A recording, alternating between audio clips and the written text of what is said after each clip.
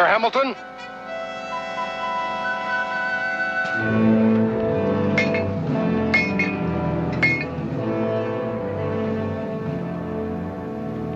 Angela. Mr. Hamilton? Angela. I demand to know what the wife of a high-ranking British officer is doing in this camp. Perhaps you'd better ask her, Governor. My dear? Mr. Hamilton, please sit down. I prefer to stand, and I won't be here very long. You wanted to know what I'm doing here. It's quite simple. I came to find you. We've been worried since you were captured. Very worried. Utter nonsense, Mrs. Lackland. Either give me an explanation I can believe, or I shall be forced to form my own opinion. And just what would your opinion be, Governor?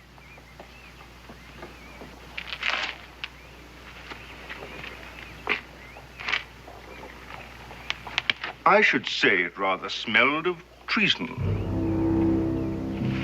Then treason it is. I came here to help my husband, Mr. Hamilton. He plans to surrender Fort Detroit to the Americans. Surely you're not serious. Oh, but I am. Betray Detroit? But why? Why? Perhaps as a woman I should like to see this senseless war come to an end. But this is treason. I thought you wouldn't understand that, Governor. Is it easier for you to believe that we're doing it for the rather substantial reward the Americans have offered us? You can't do this. Easy, sir. Guards! See the governor back to his quarters. You'll never succeed. But even if you do, neither you nor your husband will ever dare set foot on English soil again.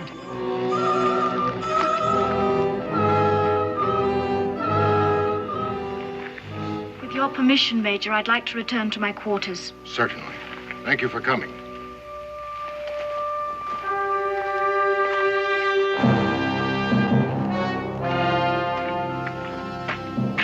You can come out now, Mr. Boone.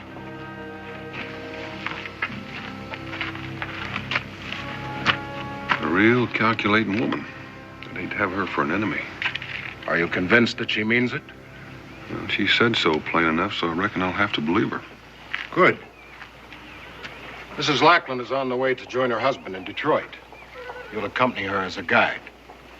Once there, Colonel Lackland will furnish you with plans of the fort's defenses and whatever other information he considers valuable. Is it all right if I take a friend along? As protection against Mrs. Lackland? I might need it. Take anyone you want. Here are your orders. Now, about the plans. I want them delivered to me before I cross the mountains. With them, Washington will give me everything I need to move against Detroit. Now, you're going to be on the move, too. Where will we meet? I'll wait for you here. Or you wait for me. Kanawha Pass. All right. I'll meet you there.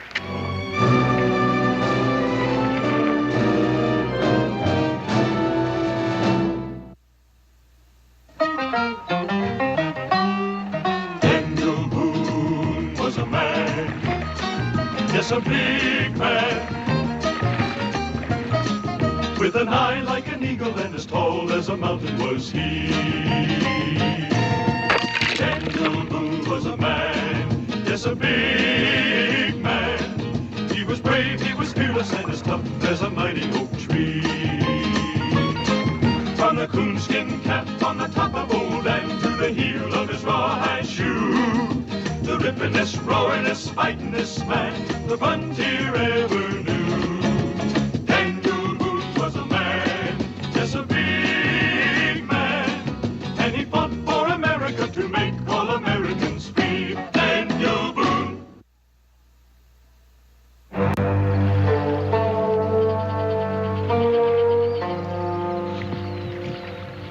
Really beautiful, this country of yours. I hope it stays this way always. In these wildernesses, a man is forced to be an individual. No crowds to follow, no one to turn to for advice. He has to be completely self-reliant. Don't you find that true, Mr. Boone? I haven't thought much about it, ma'am. No, of course you wouldn't. Here a man's thoughts would have no cause to turn inward.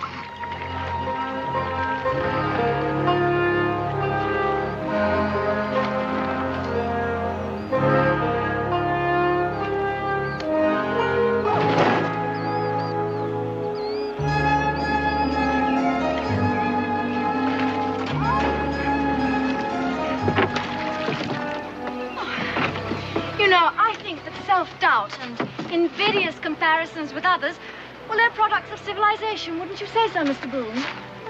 Here's your bag, ma'am. What are we stopping here for? That's where we change rivers. All right, Cully, let's pick her up.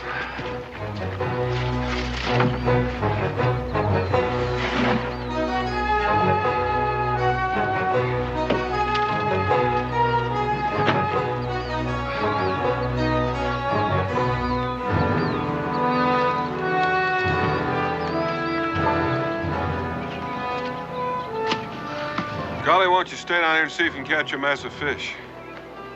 I'll take the gear and Miss Lackland up there at the rocks and make camp. Might even whip up a batch of biscuits. Biscuits? Please, Mr. Boone, why don't you both go fishing? I'll make the biscuits. I'm still trying to digest those last little stones you cooked the first night out. Well, in that case, I'll try for a turkey.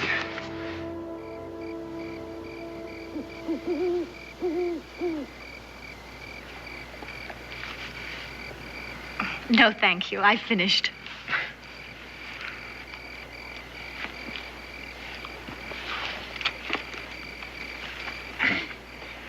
Anybody care for any more biscuits? Yes, you do, Mr. Cully. Please eat them. Dan? All yours, Cully. These mighty good biscuits. I mean, they're about the best I ever tasted, especially when I've been traveling with Dan. Of course, this turkey grease is pretty good, too, Dan. I mean, especially with these biscuits. Well, Cully, turkey grease just is. I didn't have anything to do with it. Mr. Boone shies away from approbation, no matter what the source. Are you always so taciturn, Mr. Boone? Well, I reckon I talk as much as most men. It's just that I'm not too happy with this chore, and I'd kind of like to keep it on a business-like basis. But how strange that you should be unhappy. Maybe uneasy would be a better word for it. Are we violating one of your tenets of honor, Mr. Boone? I mean an Englishman in a position of trust betraying his own country. Such a provincial attitude. Well, what about Count Pulaski? And Kosciuszko, are they fighting for Poland? And the Marquis de Lafayette, is he fighting for France? No, they're fighting for America. So why should my husband have to fight for England just because he is English? Don't you want him on your side? I don't know, ma'am. I haven't met him yet. But your reasoning process, or perhaps I should say your lack of one, well, it frightens me. My husband and I are risking our lives to aid your cause. And if you feel this way, how can I be sure you'll even accept the documents my husband plans to turn over to you? Oh, I reckon I'll have to do that. And if you feel honorable in accepting them, why should he be dishonorable in handing them over? I appeal to you, Mr. Cully. Please, ma'am, I'd just like to keep out of the ring. Why can't you see the truth, Mr. Boone? My husband's act means that Fort Detroit can fall without a shot being fired, without one life being lost, not one drop of blood being shed. Well, far from being treason, I call that the noblest form of humanitarianism. Ma'am, you talk as if I were arguing with you. Now, there's your bunk, and I suggest you take advantage of it.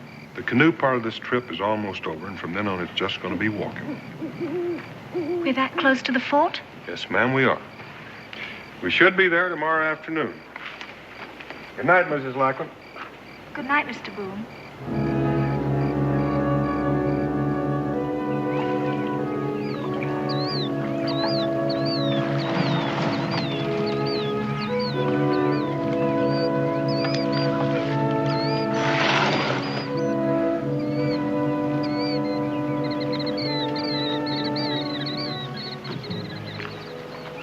Hide the canoe.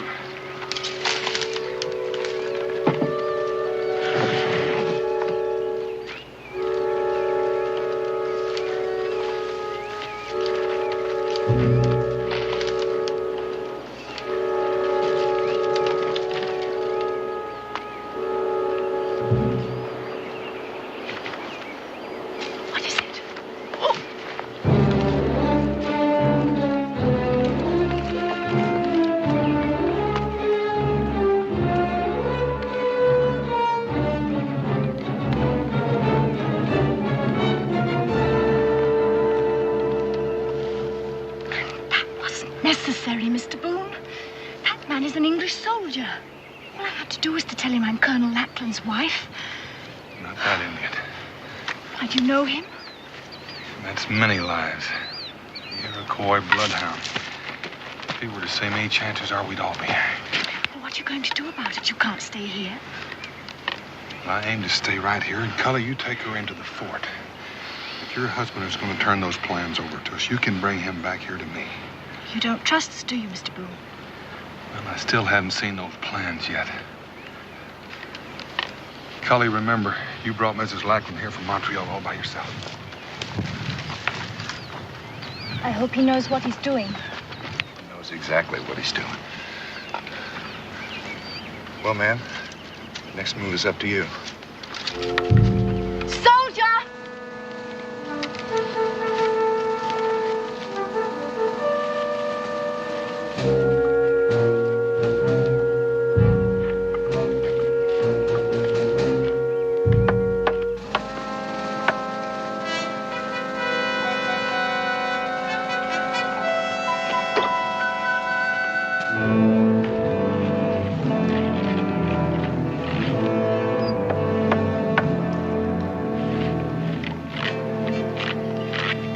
Angela! Oh, you don't know what it was to wait so long. I'm back now, Richard.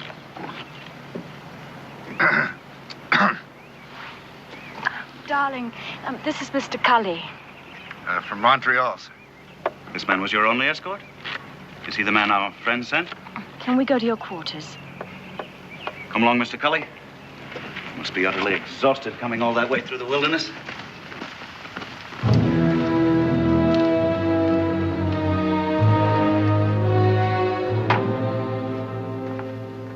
Come on, darling. Rest yourself.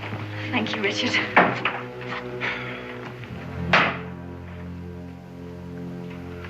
I gather the principal agent is elsewhere. Yes, he recognized a savage who knew him in the fort, and now he's waiting outside to meet you. His name? Daniel Boone. And I don't think he quite trusts us. Well, and what about you? Oh, I'm just obeying orders. Good fellow. I appreciate a man who obeys orders. And the best way to win the trust of your companion, I would say, would be to follow my part of the bargain at once. I have everything that I promised here. Take me to Mr. Boone. We'll settle this business at once. But, sir, don't you think that it'd be safer to wait till dark? I mean, you know, it's only a little while. You see, darling, both the Americans have a preconceived idea about the baseness of our conduct. It makes them behave in a most guilty manner. Just worried about my neck, man. What are you going to do if anybody recognizes you with Boone? It's the simplest thing in the world. I'm a grateful husband who wishes to thank in person the intrepid guide who brought my wife safely through the wilderness. And since he cannot endure the sight of civilization, I must go to him in his native habitat. Who could quarrel with that? Come along.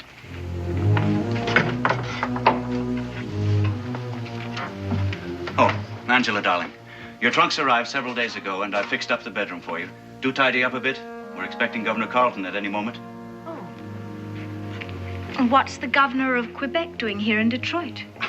I rather suspect he's here to see how I'm running things since Hamilton was captured. So be very charming to him.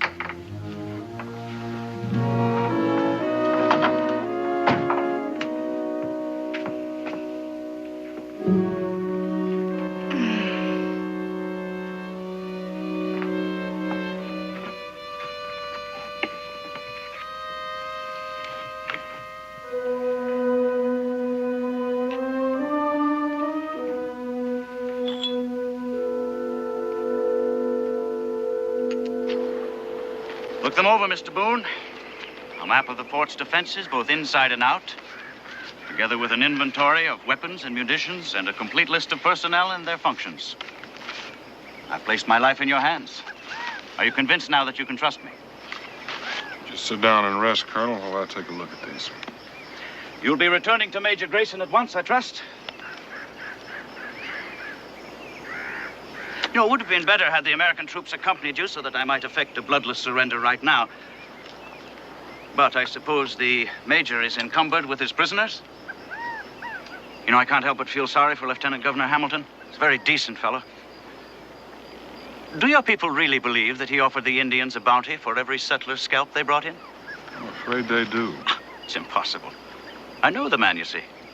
After my defection, I hope I shall be able to testify as to his good character. I doubt that your testimony will be worth much, Colonel.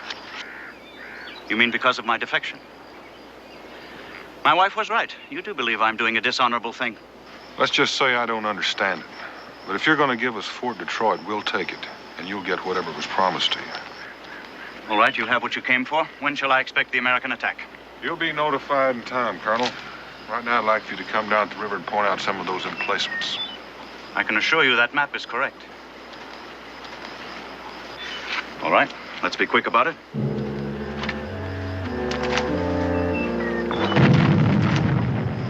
What's happening?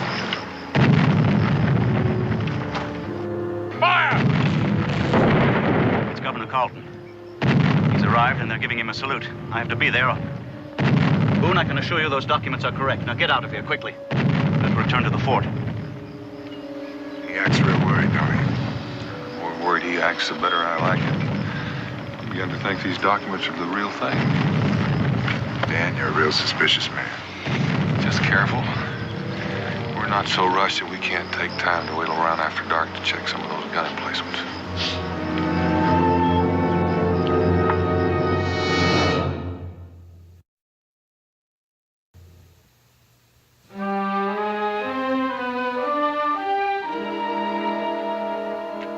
Some Spanish sack I inherited from Mr. Hamilton.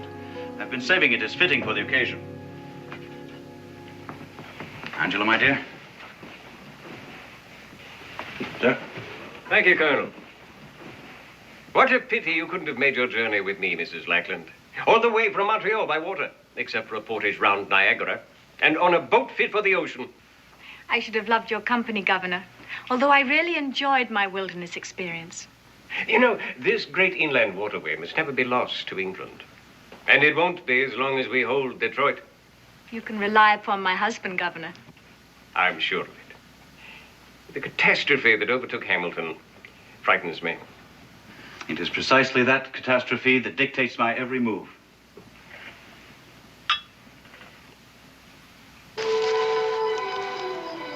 According to the map, there are gun emplacements up on that vantage point. Yeah, but if they are, they'll be mad. Well, I'm not aiming to attack it. I just want to make sure they're there before we head on south. Cully, why don't you swing around and see what you can find? Right.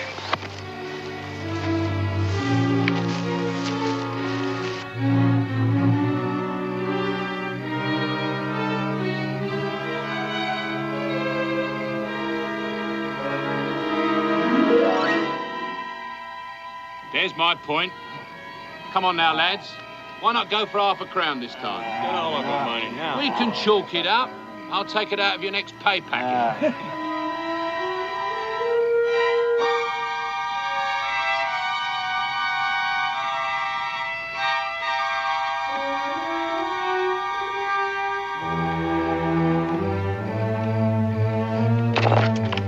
Hey, wait a minute. Hey, what's that? Someone's coming.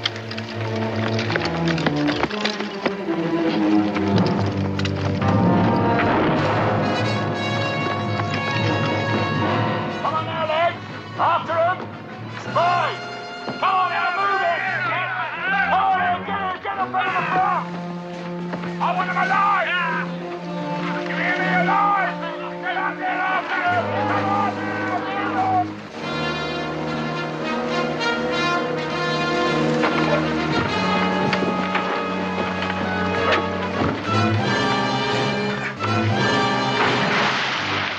Hold there or I fire!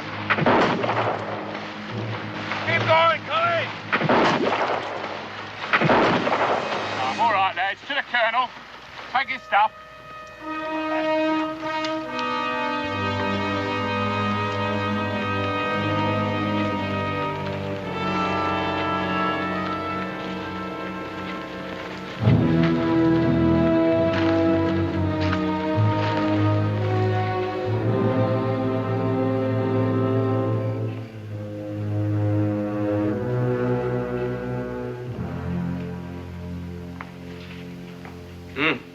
It's a daring scheme, Colonel. But do you really think it's safe to withdraw so much of Detroit's garrison at a time like this? Well, the time is in our favor. With Clark on the Wabash and the river bottoms flooded, it would take him weeks to get here, even if he had the supplies, which I doubt. I only hope your intelligence reports are right. I'm sure of it, Governor. Just leave everything to Richard. Very well, Colonel. You have my approval to reduce the garrison by 50 men. I certainly hope it doesn't lead to another disaster. Thank you, Governor. Now I believe I'll say good night. Yes? I beg your pardon, Colonel, but here's a matter what can't wait. We caught this blighter here spying out our guns. He looks like an ordinary trapper to me. Oh, he's no trapper, sir. He had these papers on him. Complete plans of the fort, right down to an inventory of our supplies. Why, sir, he knows more about the place than I do myself.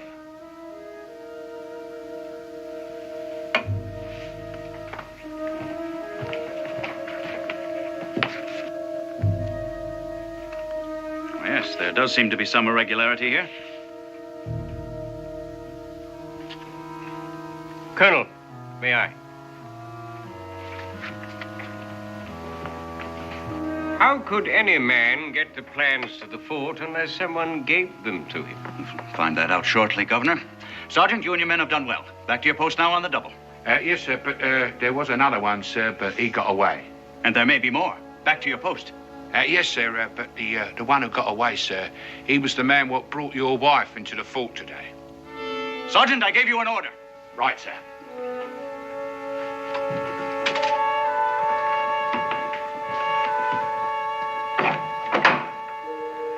Mrs. Lackland, if what the sergeant said is true, then you should know this man, too. Since you refuse to answer, I'm forced to assume you do. Who are you? Where did you get these papers? My dear Colonel, these documents had to come from your own files. No one but you had access to them, and only you could have... You're absolutely right, Governor. There's a traitor among us. So don't move or call for help. I've no intention of hanging. Angela, release Boone.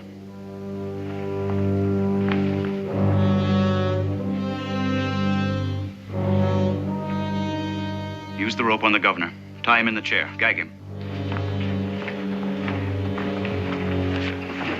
Angela, we're leaving. Get what you need from your room.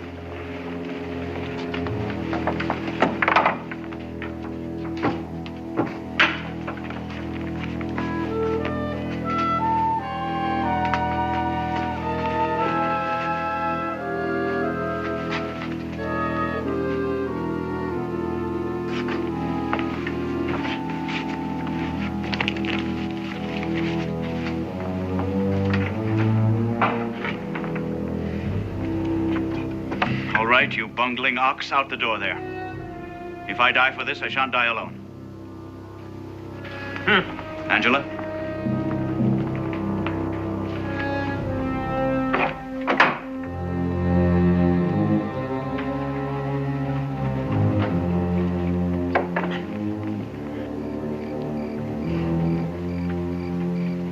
Open the gate.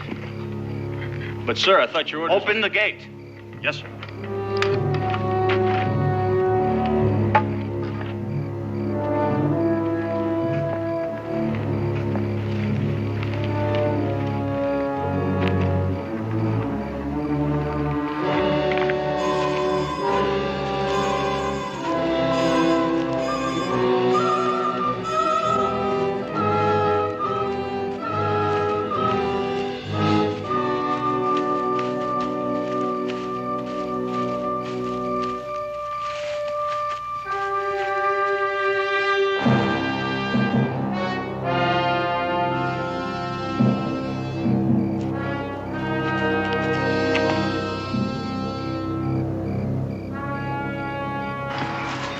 They'll be after us as soon as someone discovers the governor. Colonel, that Indian back in the fort, many lives. Is he in British pay? A scout and tracker. It may make it a little more difficult. It's your fault this happened. I told you those plans were correct. Why didn't you believe me? If I'd have taken those plans to Grayson without checking them for accuracy, he'd have thrown them in the fire. And might as well for all the good they're going to do us. I ought to have you shot. If you did, Colonel, you wouldn't know how to get to Grayson now, would you? I've carried out my end of the agreement, and now Grayson is honor bound to carry out his. Now get us out of here. Now, you listen to me, Colonel. You just resigned your commission. You have no one left to command. And from now on, you're going to take your orders from me. And the first one is put away that pistol. Now, come along, Miss Lackland. Let's just hope that canoe's where we left it.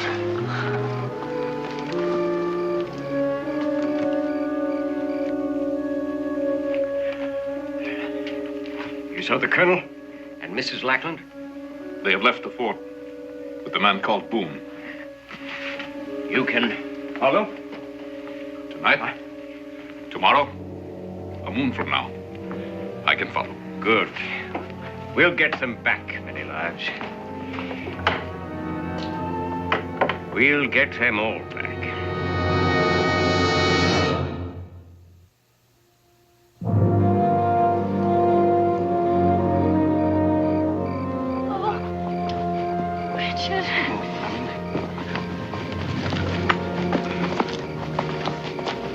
We'll rest here for a moment, Boone. My wife has to catch her breath. All right, Colonel, it's not far to the water. I'll go after you. Oh, Richard, my shoes full of sand. Oh, well, this is one journey I didn't expect to make. Nor I. But when Boone was caught with those documents, I had to do something. I know, darling, you were marvelous.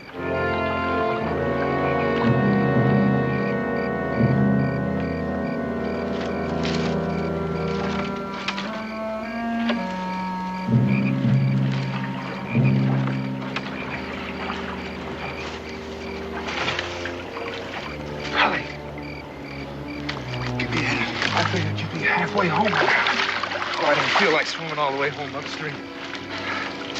Come on, let's get out of here. It's not quite that simple. Fortunately, I got company. All right? All right.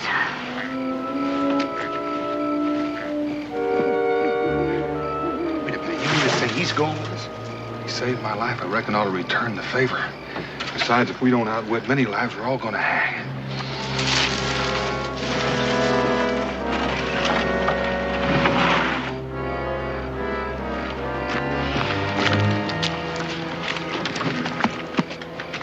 Get in, girl.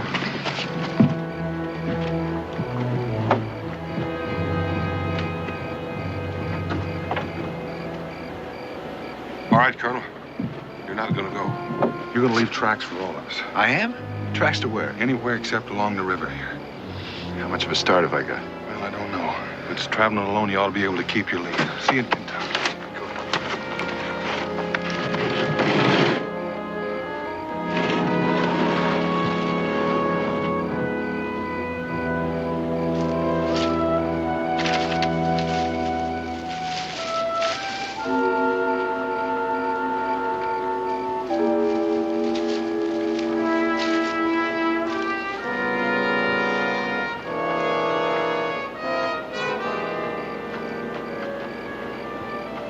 Colonel, if you're any good at using one of these things, start doing it.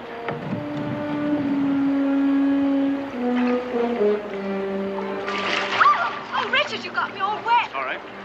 Maybe I shouldn't have mentioned it. I think I'll soon get the hang of it. Colonel, why don't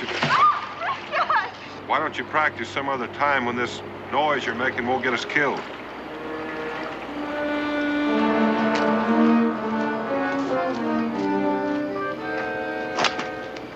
How you keep looking for these tracks in the dark. Even the feeble eyes of my mother could see these. Right you are. Like someone was stomping armed. Yeah, would that mean they was running? Those who are being pursued often. You're very right there, matey. Running hard over the land. I likes that better than open water. Yeah, come on now. I reckon I can follow these myself. Come on. One does not follow a trail by eyes alone. What do you mean? The eyes see tracks. The nose smells the scent of flowers not in bloom. Really? The tracks lead south. but the scent of flowers comes across the water. I don't smell nothing. I will wait here. Run fast and bring a canoe. All right, then. You say so?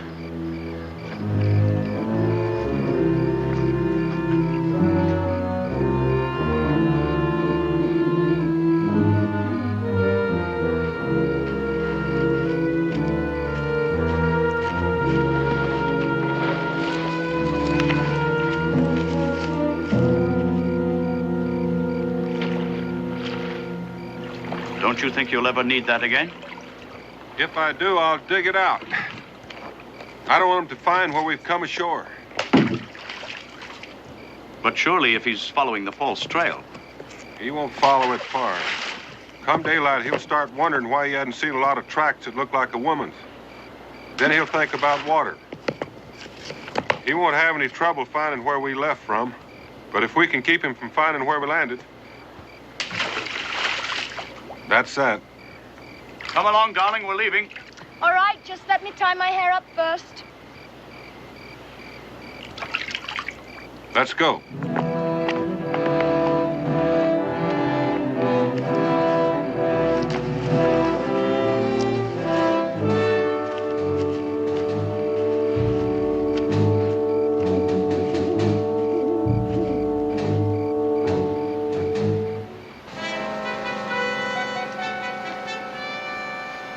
Sergeant Perkins? Through here. Come on, Scott. This way.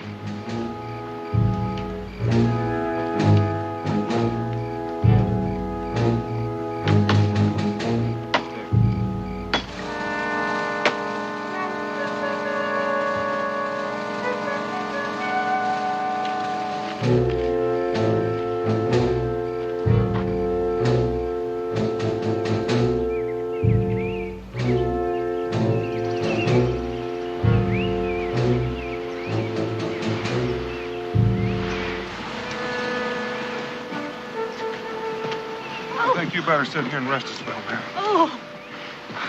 If there was anyone after us, Boone, we'd surely know it by now. I think we're safe. Angela can't stand much more of this. If we're going to rest here, well, I think better make sure that we're safe. What are you going to do? I'm going to do a little backtracking. You mean you're going to leave us here all alone? I'll be back. If you get hungry and you want something to chew on, there's some jerky in here.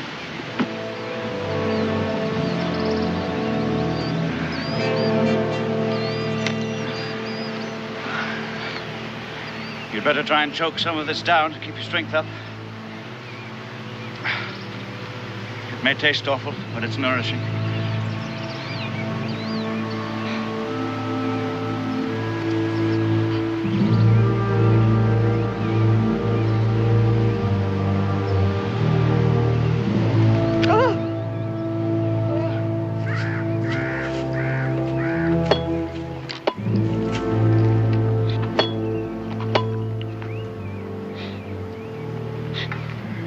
Far ahead are they?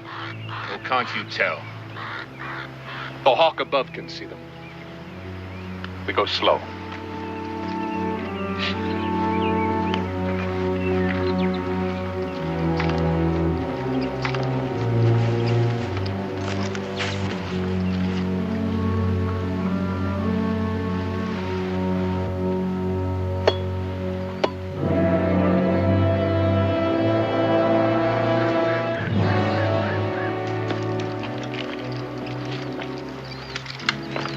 The scent of the flowers grows even stronger. They rest somewhere ahead.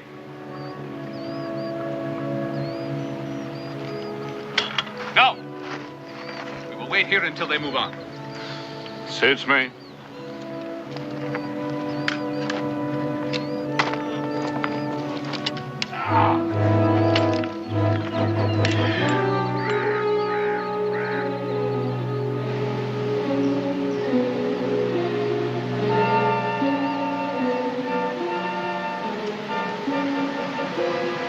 Blackman, take off that dress. What? Here, put this on. Over here behind the rock. Now, just a minute, Boone. You're not giving orders to my wife. Your wife is reeking of perfume. Well, of course I'm wearing perfume. Well, what else can a poor woman do when when she can't take a bath? What business is it of yours, anyway? I'd say it's more your business than mine. Many lives and 2 British soldiers are coming up that valley. And many lives has been following this scent like a hound. I should have put it together sooner, except I've been surrounded by it night and day. Miss Lackland, I want that dress. Oh, Richard. You better do as he says, Angela. Please do as I say. But what if many lives is...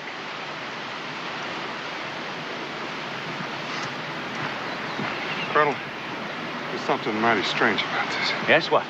Many lives has followed this scent all the way. And with your wife slowing us down, they could have caught us. Why haven't they? They're probably waiting for the opportune moment. 2 rifles against 1 pistol. One moment's as good as the next. Yes, but they want us alive. The British give traitors a trial before hanging them. Well, they may want you alive and Mrs. Lackland, but the easiest way to accomplish that is by shooting me. Now, they haven't. I don't know what you're thinking, Boone. And another thing. Many lives is blazing his trail. Now, I wonder why. Probably so he'll be sure to find his way back.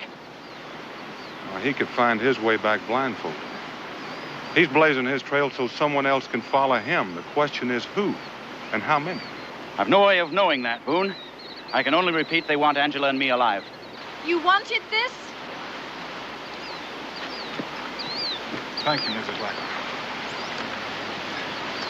Colonel, I want you to take your wife and going up into that little valley there. There's a stream there. Follow it as far up as you can. I'll find you later. If you know there's a stream nearby, then you must be in familiar territory. I've been here before. Here, take my pack. I want to travel light. Well, what are you going to do? I'm going to try to get rid of many lives. Now, you all go and I'll stay here and watch until you're well out of sight. But Boone, if something happens to you, how will we find Grayson? You better hope nothing happens to me. But if you follow my directions, I'll take you to him by morning.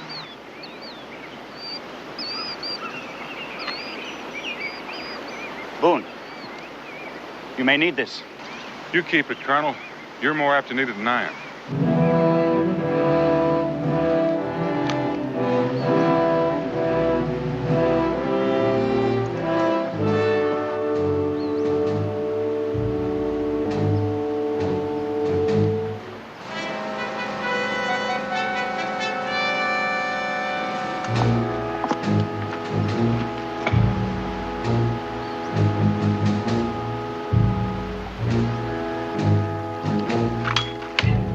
What's the matter now? They move again.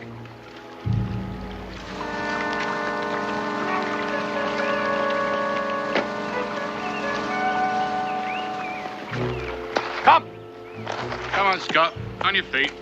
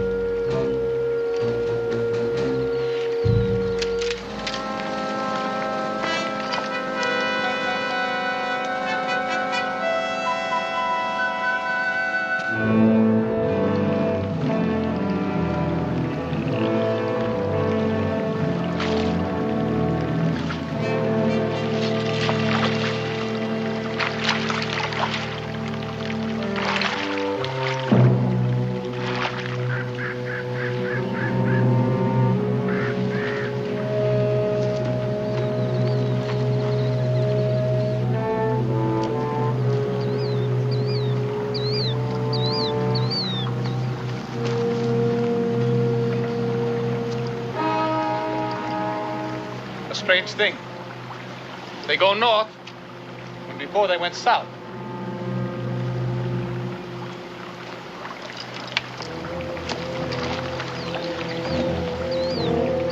Strange.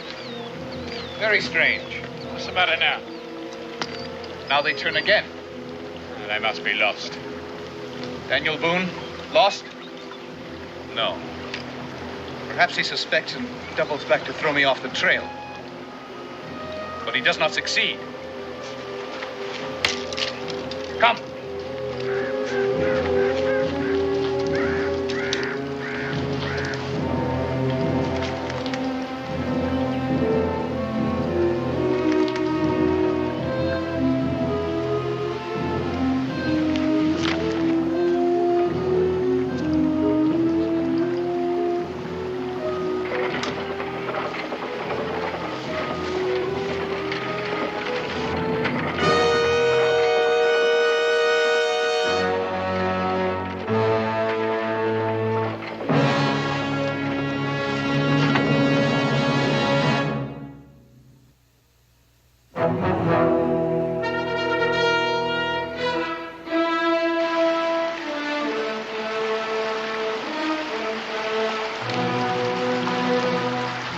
would a colonel's lady throw away a lovely dress like that? Not the woman. Boone. Boone! He knows we follow. Go back. Tell the troops to advance. You'll stay here? No. I go on. Right, Scott. Come on.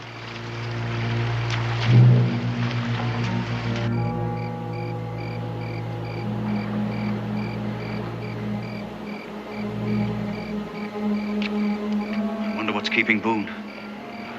Oh, Richard, I'm so cold.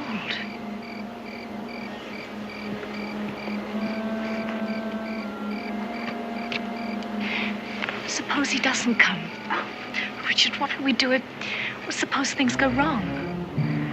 It wouldn't be for want of courage on your part, my dear. You were magnificent.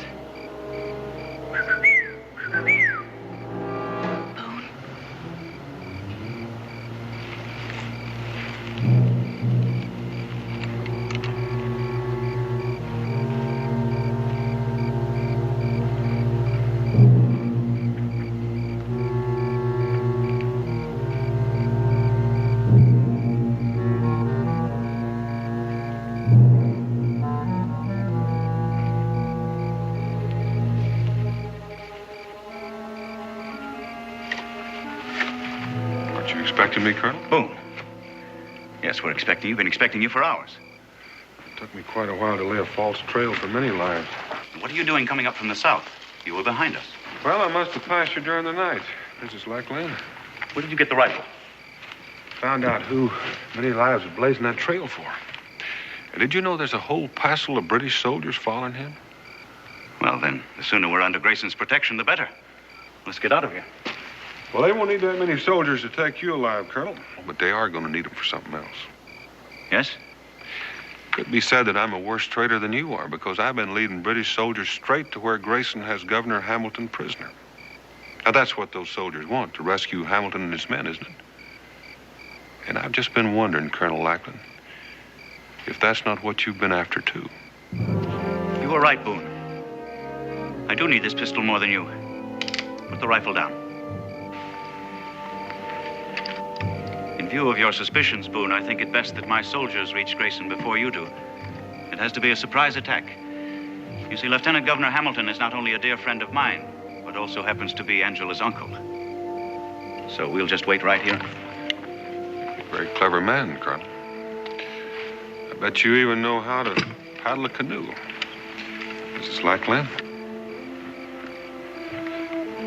You know, I'm pretty sure you didn't figure on coming with me. After you handed me those documents, I figured I'd head straight for Grayson. Many lives had followed, blazing a trail for the British soldiers. But then you were captured. It sure put a burr under your saddle. If you locked me up, I couldn't lead you to Grayson. You turned me loose. I had to convince you I was a bona fide traitor. The only way to do that was to help you to escape. Played your part very well, Colonel. I think you had a few suspicions, Boone. The worst of it was you kept trying to hide our trail.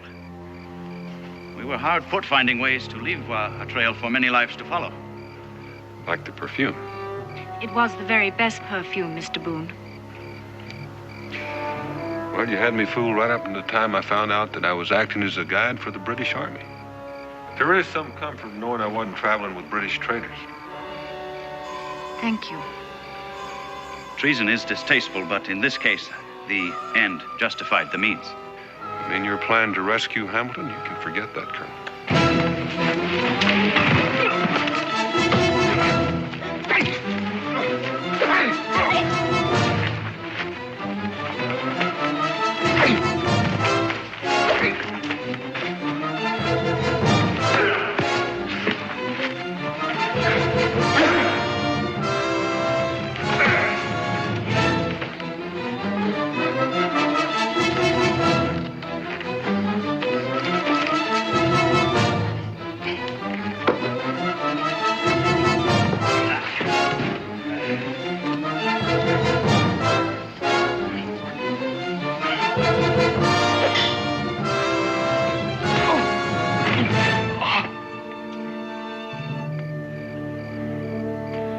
Wasting your time, Colonel. I've already warned Grayson. I don't believe you. Where do you think I got that gun you're holding? We may fail in rescuing Hamilton, but at least we won't go back to Detroit empty-handed. I'm taking you prisoner, Boone. Now, that'd be nice. Except there's just one thing you're not counting on, Colonel. And what's that? Well, I don't think they'd like it very much. Colonel, Miss Lackland. Sergeant?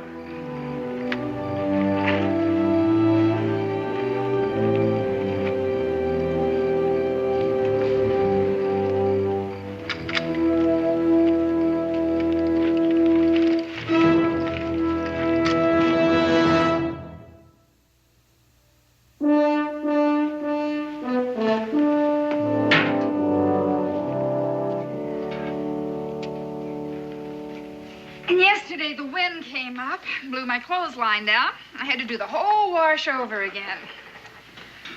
And Cincinnatus, to top it all off, has gone up on the price of flour. You left out Thursday. Thursday. Oh, Thursday was calamitous. The cakes I baked for Molly Malone's quilting bee fell. Oh, and butter wouldn't melt in Mrs. Gay's mouth when she saw 'em. And I ruined a batch of soap. Oh, and Daniel, the cabin needs chinking. Has Israel been behaving? Well, he's just trailing after Prather Beasley again. And neglecting his chores. You know, the wood box is empty. And he's completely quit bringing in the water. Well, I'll speak to him about that. Where'd you say you'd been? Hmm? I said, where did you say you'd been? Oh, Fort Detroit. And who was with you? Oh, Cully for the most part. Becky, we need some more hot water. This is kind of lukewarm. Lukewarm, is it? Cully has been back in Moonsboro 3 days, and I never knew him to wear women's perfume. Don't you lie to me, Daniel Boone. Oh, that's cold. What's so funny?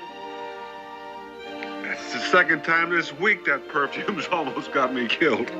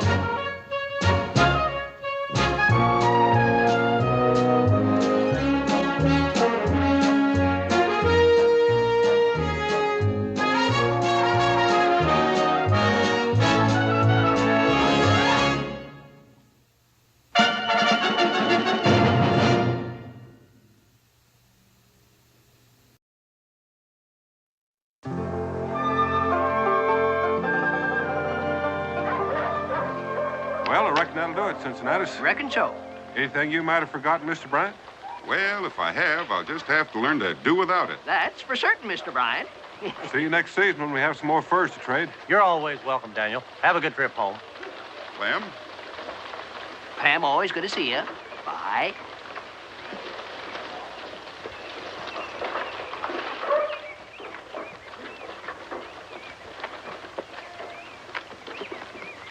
I hear tell one of them fellas yonder is Daniel Boone. Yep. If you want to talk to him, you'd better hurry. He's leaving town. Oh, I haven't got anything to say to him. I just wondered what he looked like. He was a tall one, a coonskin cap.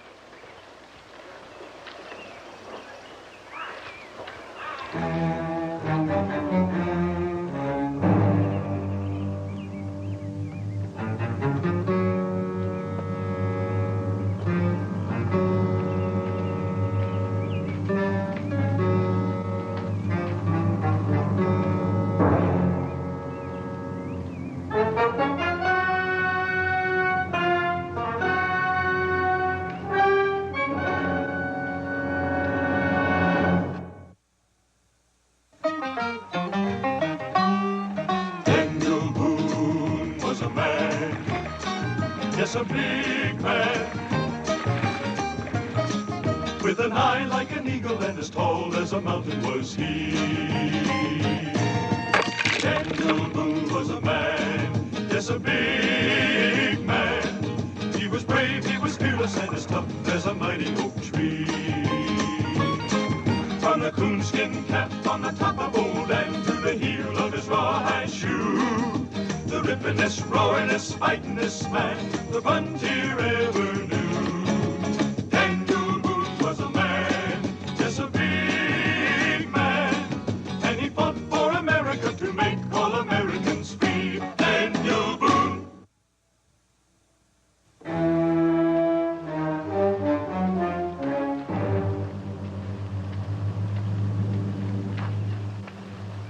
Well, there's not much elbow room left in Kentucky. Think I might head further west one of these days. I think this would be plenty of elbow room for me. I feel a little lonely already.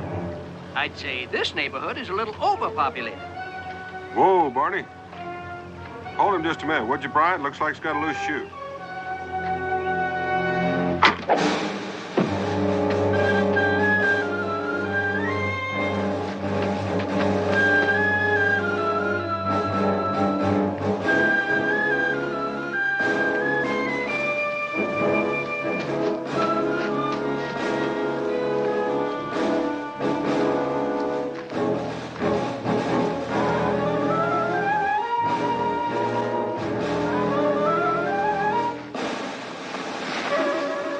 Put it down.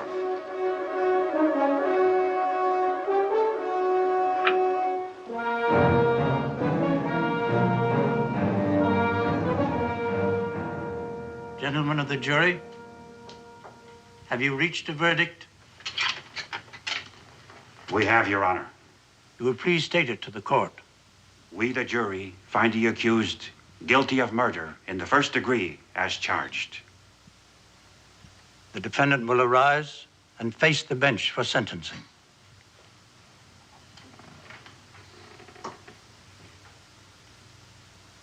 Gordon Jarrett, you have been tried by a jury of your peers and found guilty.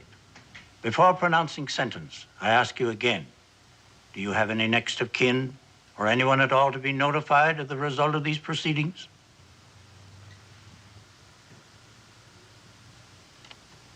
Then we have no grounds for delay. At sunrise tomorrow morning, you will be taken from your cell and hanged by the neck until dead. And may God have mercy on your poor soul. The bailiff will remove the prisoner from the courtroom. This court is adjourned.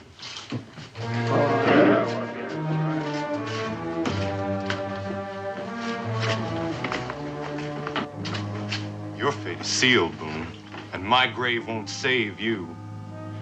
Terror and disaster will strike your house, and madness be on your head. And in the end, you'll hang, like me.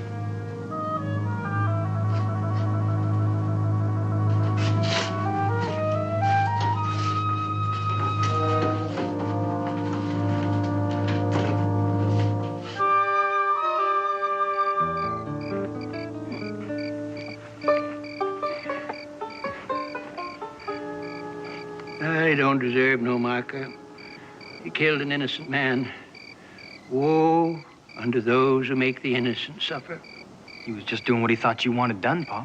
I told you, Brother Gordon, to find Boone so that we could hang Boone in the full knowledge of his own guilt. But Gordon did in his own way, and now it's Gordon that's hung by his own mistake. Pa, we could all hang for what... Lord protects those who mete out his vengeance, but Gordon didn't do it right. But he sure held up well at the trial, Pa. Never talked, never showed a quiver. And that curse he put on Boone deserves remembering. Aye, and his soul won't be at rest till that curse is fulfilled. Now he's somewhere around us right now, watching us. Don't start talking like that, Pa. It gives me the creeps. Oh, yes, he'll be following and traveling right along with us till that curse is fulfilled. Not until then shall the righteous rejoice. We shall wash our feet in the blood of the wicked. Come along. We'll be heading west by daylight.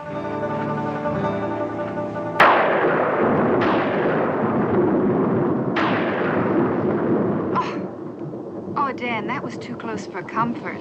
Oh, no need to worry, Becky. You never hear the lightning bolt that strikes you. Is that little bit of wisdom supposed to reassure me?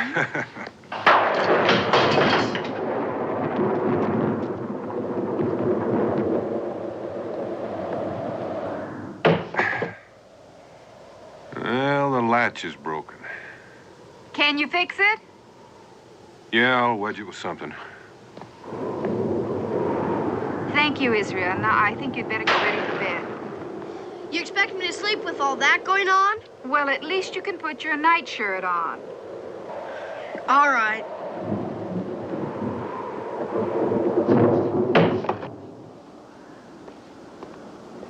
Isn't it a strange time of the year for us to have a lightning storm like this? Oh, maybe a little unseasonal, but it's not unnatural. You can always expect a thunderstorm after a long, hot, dry spell. I thought the dry spell was sort of unnatural. Killed about half our corn crop. I could ski. That's not alive for telling you what that Jarrett fellow said to me. Well, it makes you think I was thinking about Jared. Weren't you? Maybe I was. I still don't think the man's curse was responsible for our corn crop dying or anything. You know what's had me puzzled is why a total stranger be so dead set on killing me. I thought he meant to kill all of you to steal the pack horse. That was the only motive the prosecution could come up with. It came out later at the trial that he'd asked someone in Salem to have me identified. Not Brian or Cincinnati, just me. You think his aim was bad? His aim was perfect. If I hadn't been down to look at that loose shoe, I'd been the one to receive the bolt. Well, crossbow, that's a terrible weapon. Yeah, it's more accurate and more powerful than the ordinary bow, and it doesn't make the noise of a rifle. Oh, can't that shutter be fixed to stay shut?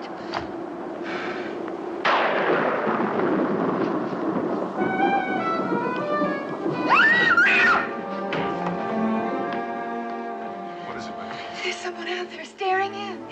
Oh, Dan, don't go out. Hold it after a minute. What's happening?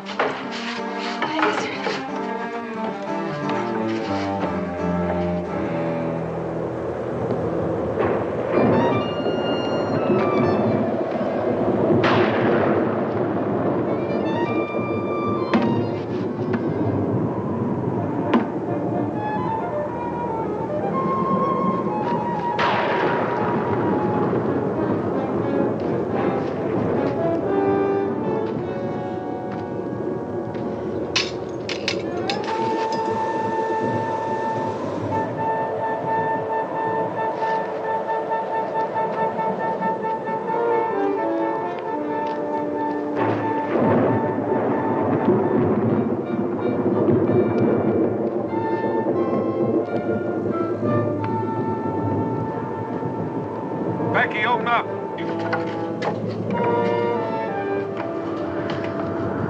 What was it, Pa?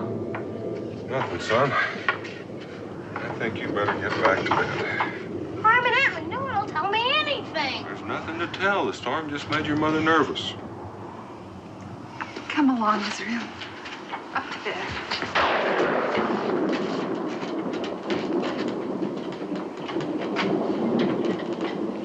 Dan, I know I saw something.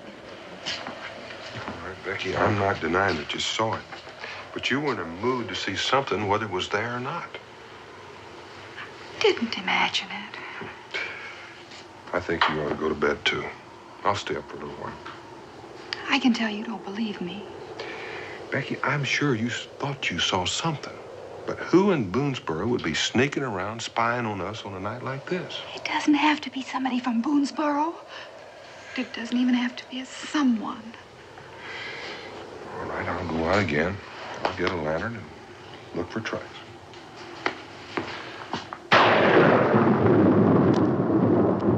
Well?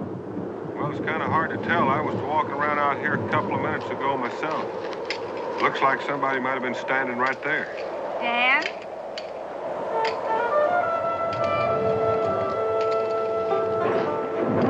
wasn't here at sundown.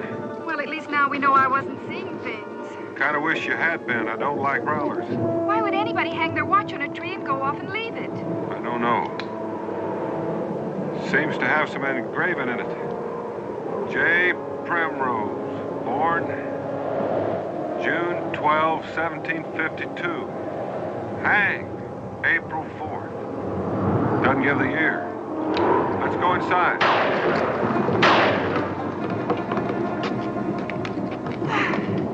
Did you know him?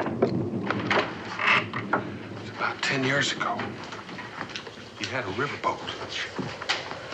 Don't you remember when I took that trip from New Orleans? A couple of other fellows went along. Can't remember their names. Primrose. Who could forget a name like that? Never saw him before or after. Did you have any trouble with him? An argument? No. The only trouble we had was on a night like this, when our boat slipped its mooring and rammed into a raft of logs and been set adrift with a sawmill downstream.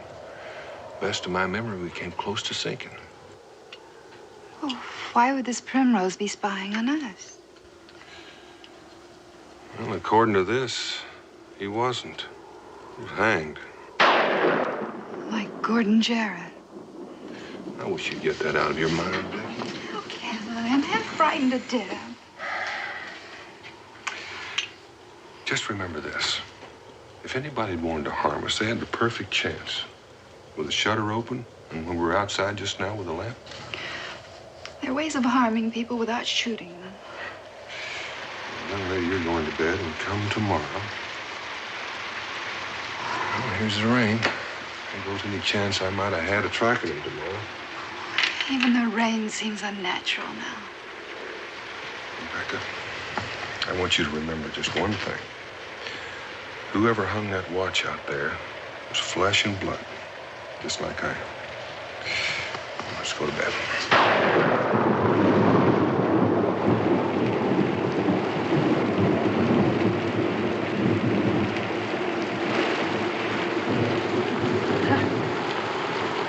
Well, Gordon's curse worked real well, Pa. His skull's gonna rest easier now he's shown giving fool little of the terror. You found the watch. They did. Well, Boone will start thinking now. Then he'll start suffering. He's gonna suffer a lot more before we end up by hanging him. Why's he gotta suffer so much? Why can't we just finish it up? I've tried to tell you, Nick, it does no good to wreak the Lord's vengeance unless the man who gets it knows it's coming and why it's coming. Yeah, maybe you don't remember how you walked around, but you can sure see the suffering that Boone and the others caused your Pa. So it's right for Boone to suffer.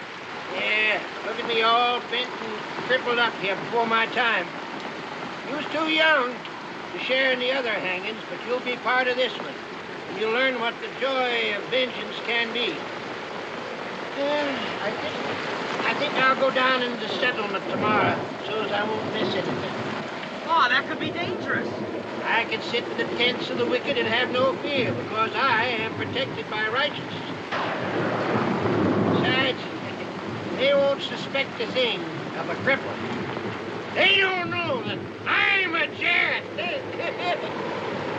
Boone is the last of the four. By the week's end, Boone will hang.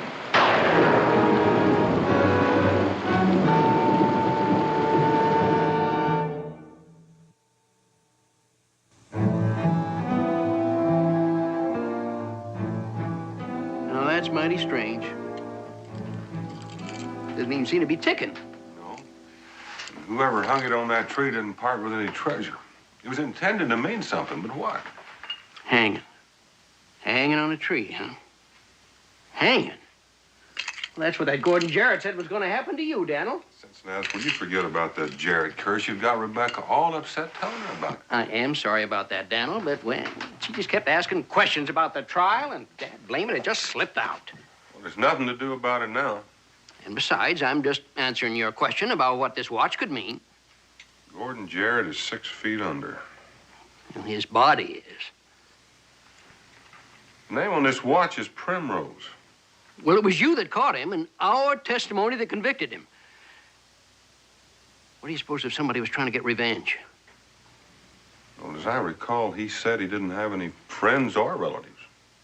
Dan, I just wonder if maybe this is just some harmless prank that somebody is trying to play on you. Well, that could be.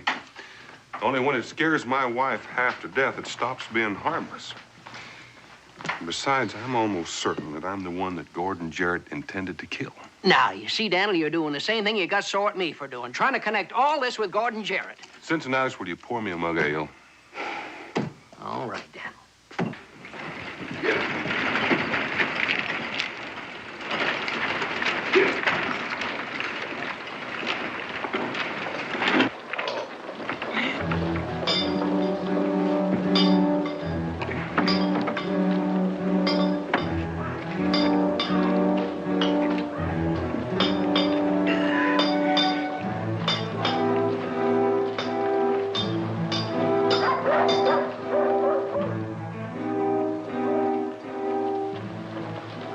Drink, Daniel.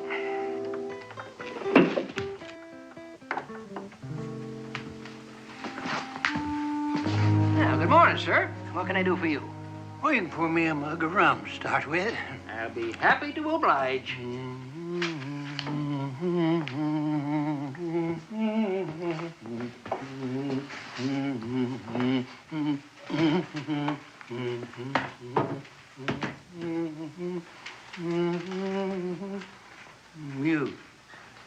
You here at the bar. Yes, sir.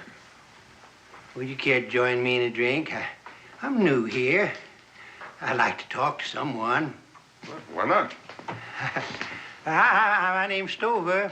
Adam Stover. And what is yours? My name's Boone, Mr. Stover, Donald Boone. Well, sit down, Mr. Boone. Is this your first time in Kentucky? Well, it didn't say that. It's first time here. I've done considerable rafting down the Ohio and the Mississippi. Have you ever been a riverboat man, Mr. Boone? Oh, I've made a few trips down to New Orleans. I was the best boatman on the river till I got all busted up like this. I was born half horse and half alligator. But you wouldn't understand about that, huh? Well, there's your rum. Oh, thank you. Landlord, I've got a team just outside the door. Would you have your boy take care of him? Be glad to take care of him myself. You want him watered and fed or just stabled? Stapled. Providing you have got a lodging for me. I got a room and all you can eat for $10 a month, $3 a week, or 50 cents a day. Not too bad, Mr. Stover. Well, I'll take it by the day till I see how long I'm going to be here. All right, I'll see to your horses. Well, they ain't suffering. Landlord, why don't you join us for a drink? I'd be mighty obliged. Mr. Stover, you mentioned that you were once a boatman. Did you ever know a man named Primrose? Primrose? James Primrose? Must be. His initial is J. He was hanged 3 years ago.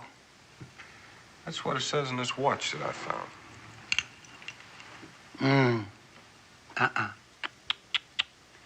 Yes, this watch must have once belonged to James Primrose.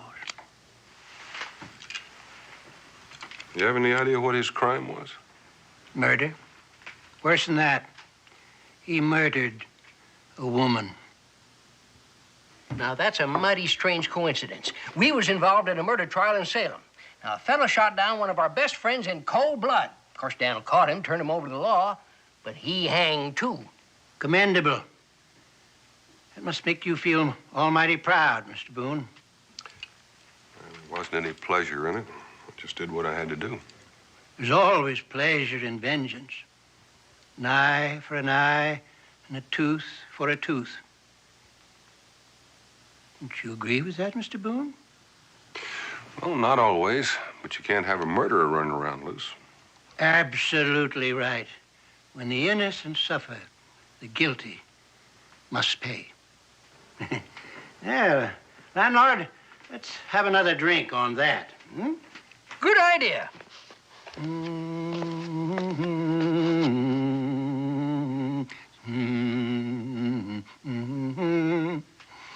never did tell me what all the excitement was about last night, Ma.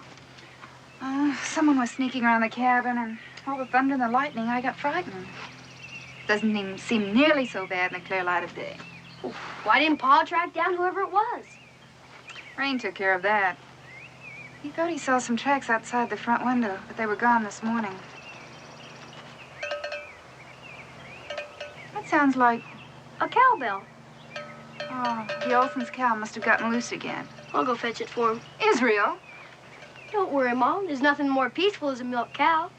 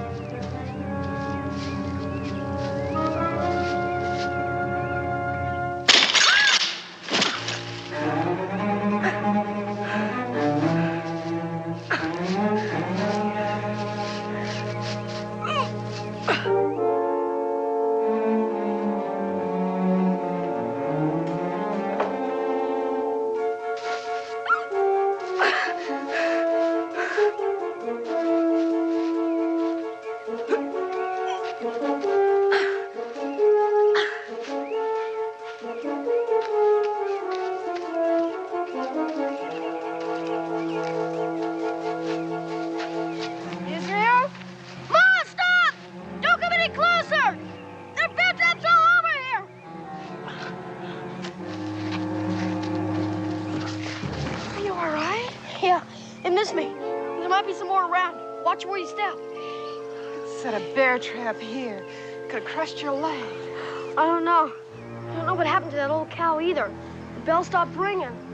That was no cow. Let's get back to the cabin. You go back to the cabin, Mom. Bolt the door. I'm gonna go get Pa. Israel!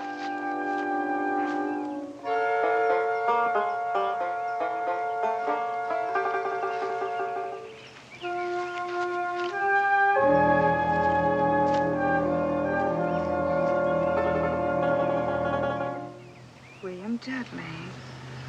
Hang.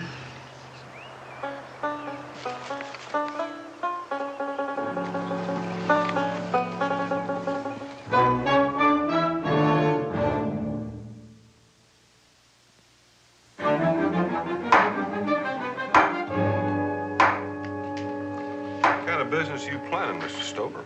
Well, I was hoping to open up a grist mill, if I can find the right place on the river.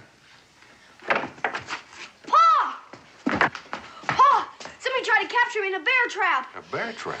Yeah, and they almost did. Look at my jacket. You gotta come quick. Mom's back at the cabin all alone. Mr. Boone. Sir.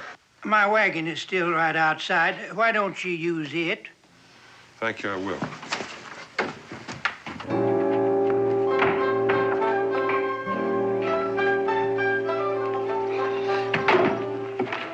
Hold on tight, son. Get up there! Help!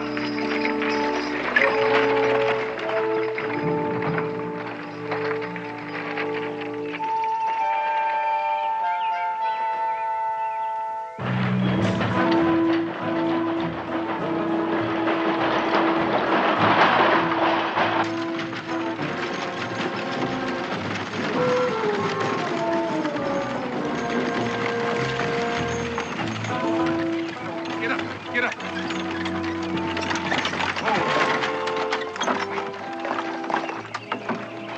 Are you all right, Becky? I am now.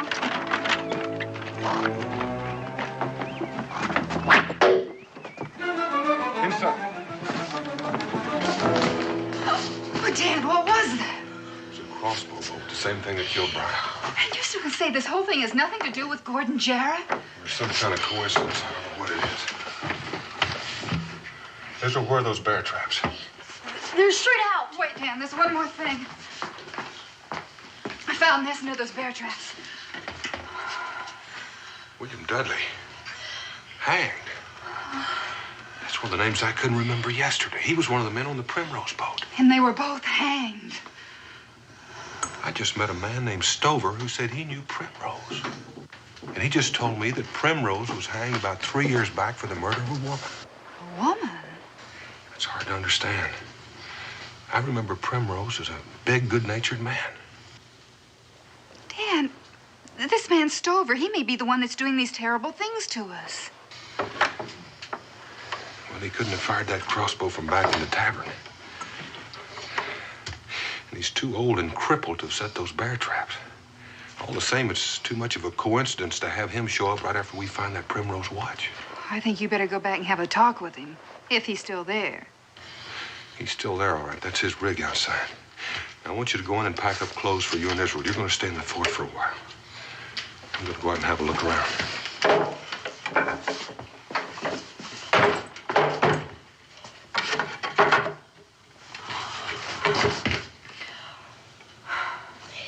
Ma, I guess we better pack. Pa's in an awful hurry.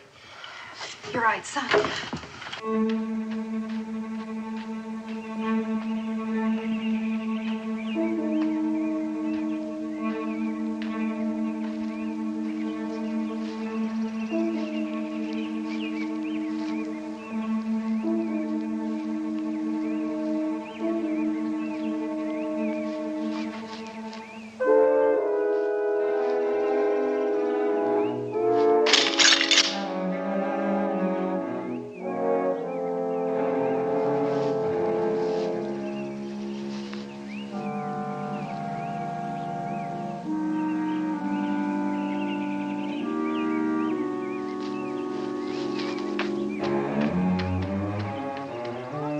Do about my jacket? Oh. We're going to change it. Open up, Becky. It's me.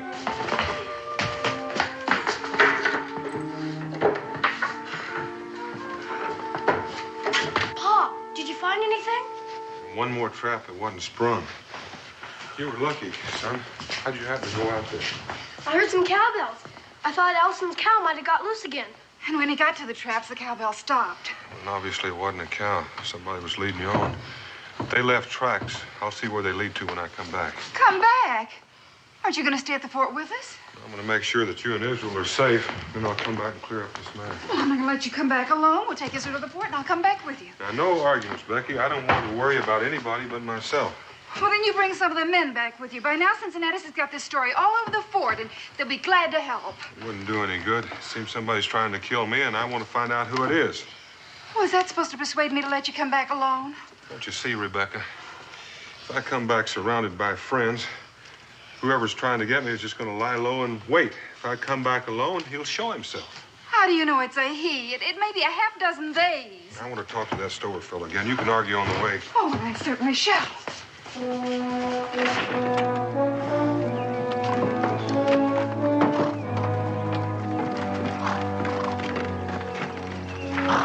Rebecca, you drive. I want to keep my hands free.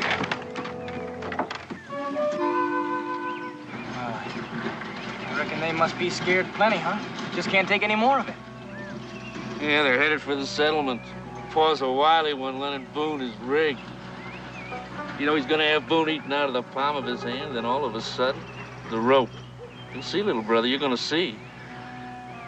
Right now, let's get into Boone's cabin so he'll be ready for him when he comes back.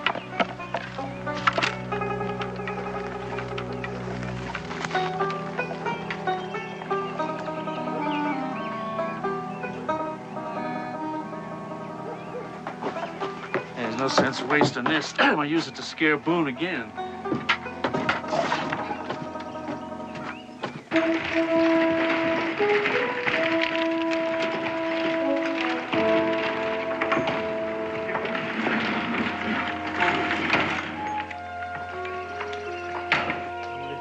Something supernatural about it.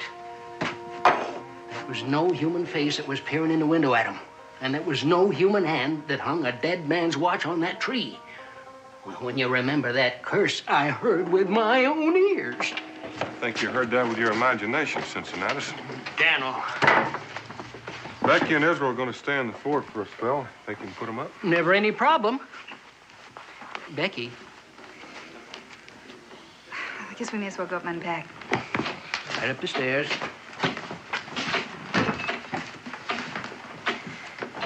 I want to thank you for the use of your wagon, Mr. Stover. Oh, not at all. Anything to protect the innocent. Everything to destroy the guilty. You mentioned that you're James Primrose.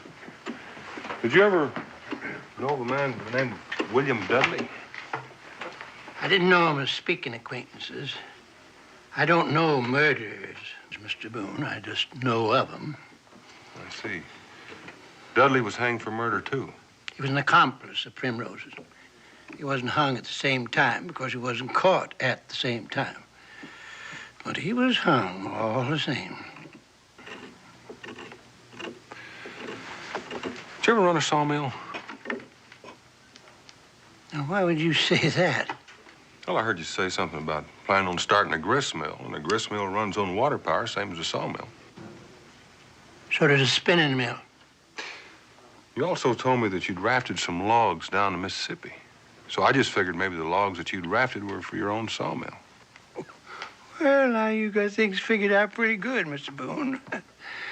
Yes, I did start a little old sawmill before the curse of Job come down upon me. Well, if you go ahead with your plans for that grist mill, I think I know the spot for you. If you're going to be around long enough, I'll show it to you. Where you going? Well, you must have heard what Cincinnatus was saying. I figure I'll be a little healthier if I go off on a hunting trip for a spell. Oh, I see. So I'm going to swing on over to my cabin and pick up some supplies, and I'll be on the way. I'll see you when I get back. I can give you a ride as far as your cabin. I'd like to talk to you a little more about that site for the grist mill. Well, fine with me. If you don't mind going a little ways past the cabin, I'll show it to you right now.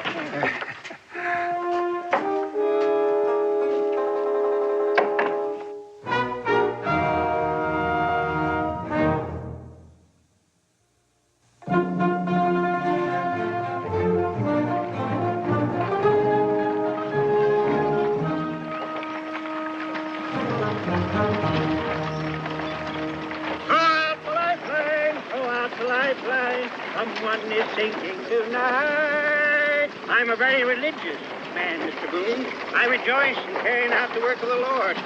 The righteous man considers the house of the wicked, and how the wicked are overthrown.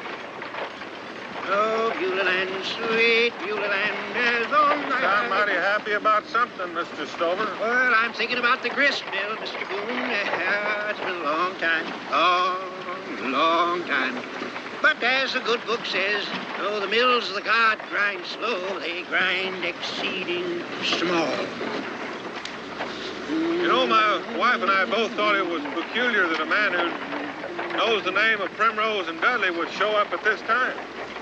I don't see anything so peculiar about it. You know him a whole lot better than I did. What makes you think that?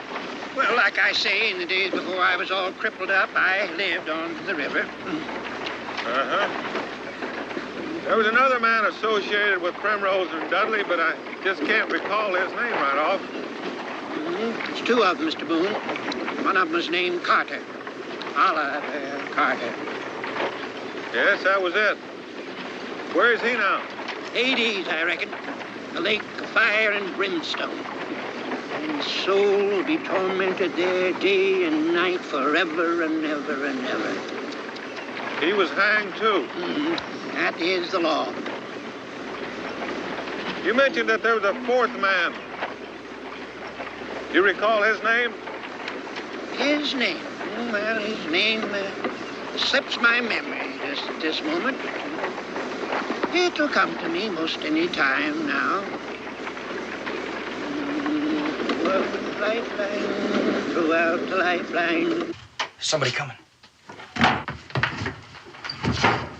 He's got Boone. He's bringing him to his own execution. Hey, this is going to be easy. This is going to be real easy.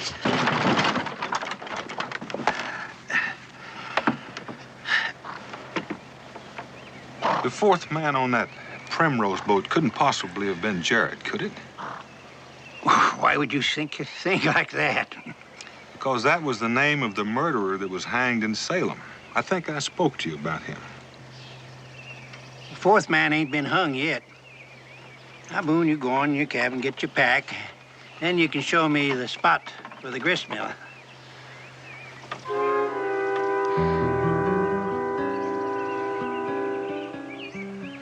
I think I'll show you the mill site first. I've got a few things to do here before I leave, and I wouldn't want to keep you waiting. Well, I don't mind waiting at all. You just go right ahead and do your chores and take all the time you want.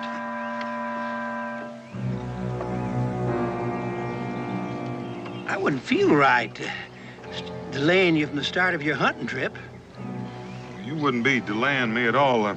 I'd better drive because I know the way and you don't. Now, look here, Boone. I am a stubborn old man, kind of set in my ways. Now, you go on in that cabin and get your pack. Now, why is that so important to you, Mr. Stover? It is Stover, isn't it? Get him! Hey, he's running away with Pa. Come on! Wait a minute. They could still see us.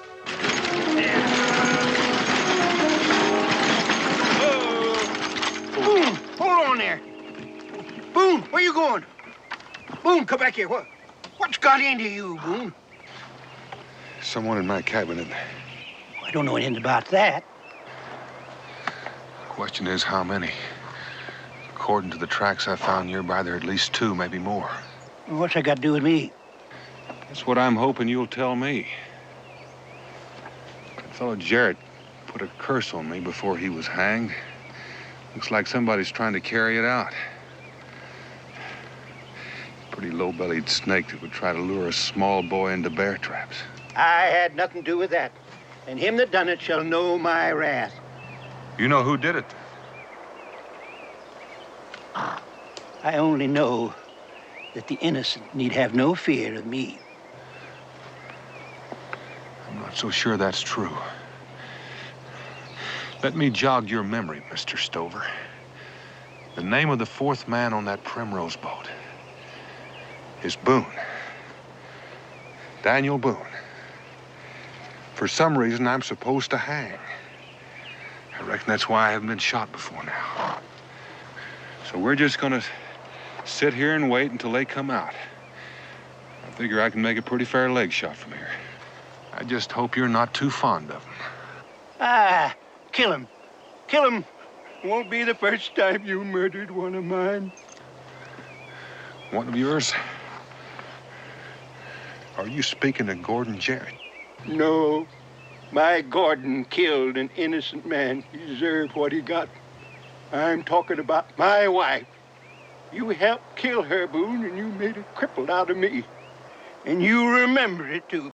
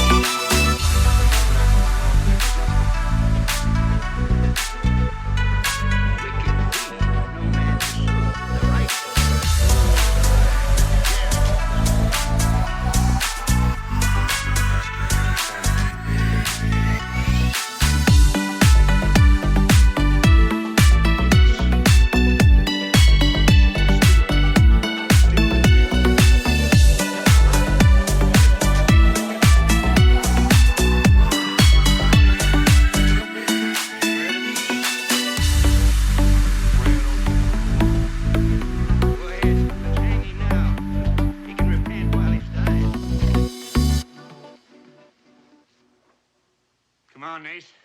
It's gonna take both of us to hoist him. No. I've had enough of it. You go on. You do as your brother says. No, Pa. I've minded you since the day I was born, but I am a man now. You said that yourself. And I don't have to do it.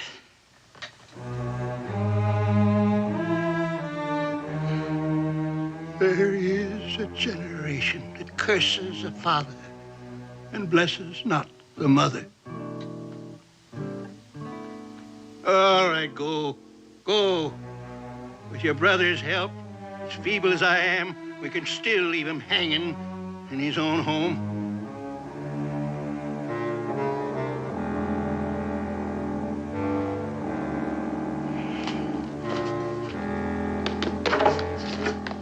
No, you don't. You're gonna see this through, Nathan. Stop! Boone!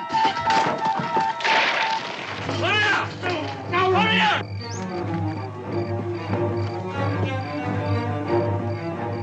Hurry up! I'll get him, Pa.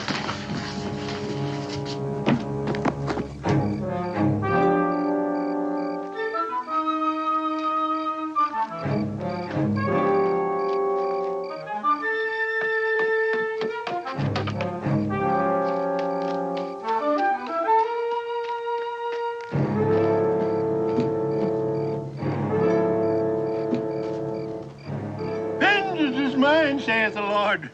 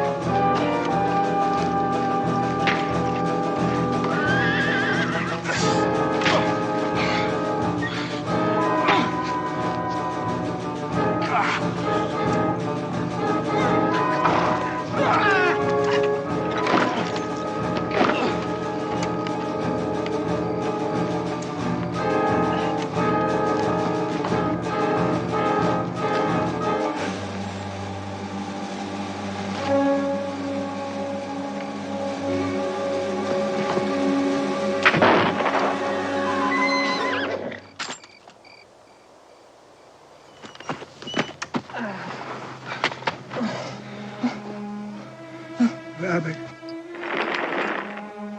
now in this day shall the Lord of hosts smite thee for thy folly.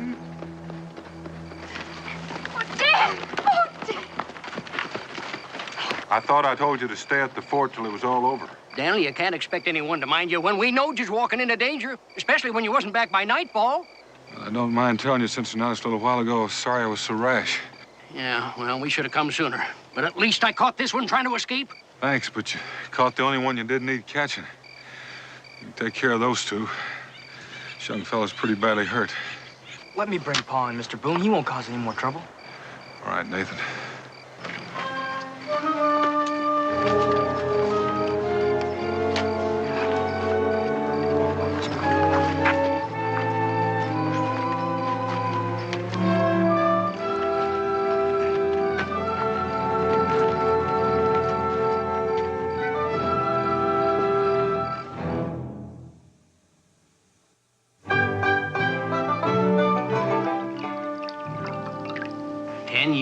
That's a long time to hold a hate as big as his.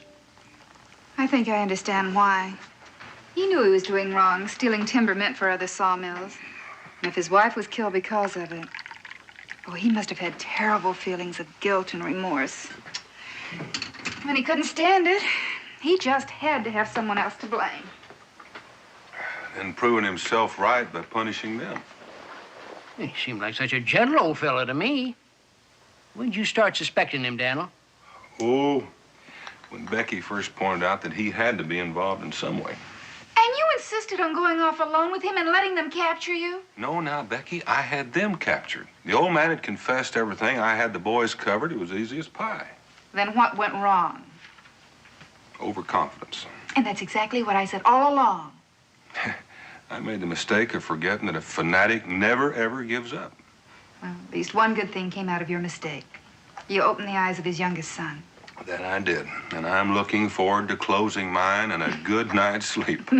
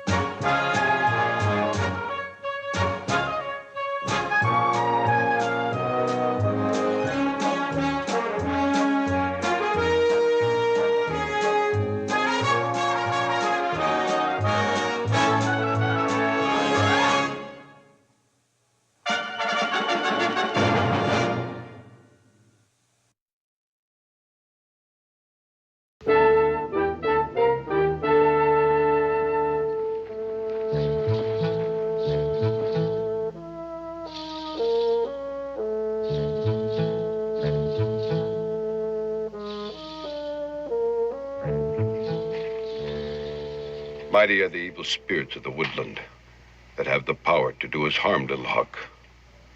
But mightier still is the good medicine for Manitou, the great spirit that vanquishes them.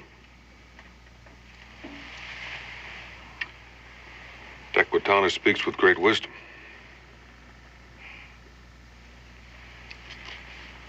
For many moons, there's been war between us, Tequitana. As a blood brother of the Shawnee, as a friend of the Cherokee and the Tuscarora, I say that the white man and the red man should learn to live together in peace. I'm glad that Gabe has finally been able to arrange this meeting between us. The ways of Manitou are strange, Boone. Strange even to the cunning of Tuscarora. It is not given to us alone to understand these. What remains mysterious to us may be knowledge to the white man. That is why I call you here today. The white medicine man. He is still in Boone's Barrow. The white teacher, Pickering. It is Tequitana's wish to place his son in the white man's school. To bring friendship and understanding between white man and Tuscarora. Lil Huck should be armed with both Tuscarora wisdom and white man knowledge. Your face darkens, Big Turtle. It is not your wish to bring understanding between our people? As Tequitana bears witness, that has always been my wish. But my heart remains troubled. The white men of the settlement have often shown anger toward the Tuscarora, and the Tuscarora toward the whites. Even the small ones, of school age, both red and white, are not without anger. I wouldn't want anything to happen to Little Hawk, for that would destroy all chances of peace between us. Little Hawk could stay with you, Boone. We'd be honored to have him. Then it is decided. Little Hawk will go with you now to attend school with the white man. Farewell, my son. Stand proud. Listen wisely. I know you will not disgrace us in the school of the white man.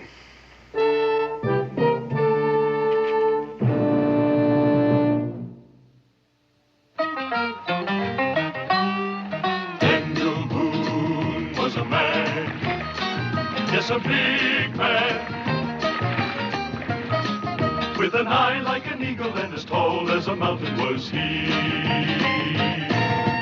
Daniel Boone was a man, yes, a big man. He was brave, he was fearless, and as tough as a mighty oak tree. From the coonskin cap on the top of old Dan to the heel of his rawhide shoe, the rippin'est, roaring'est, fighting'est man the frontier ever knew. Daniel Boone was a man, yes, a big man, and he fought for America to make all Americans free. Daniel Boone.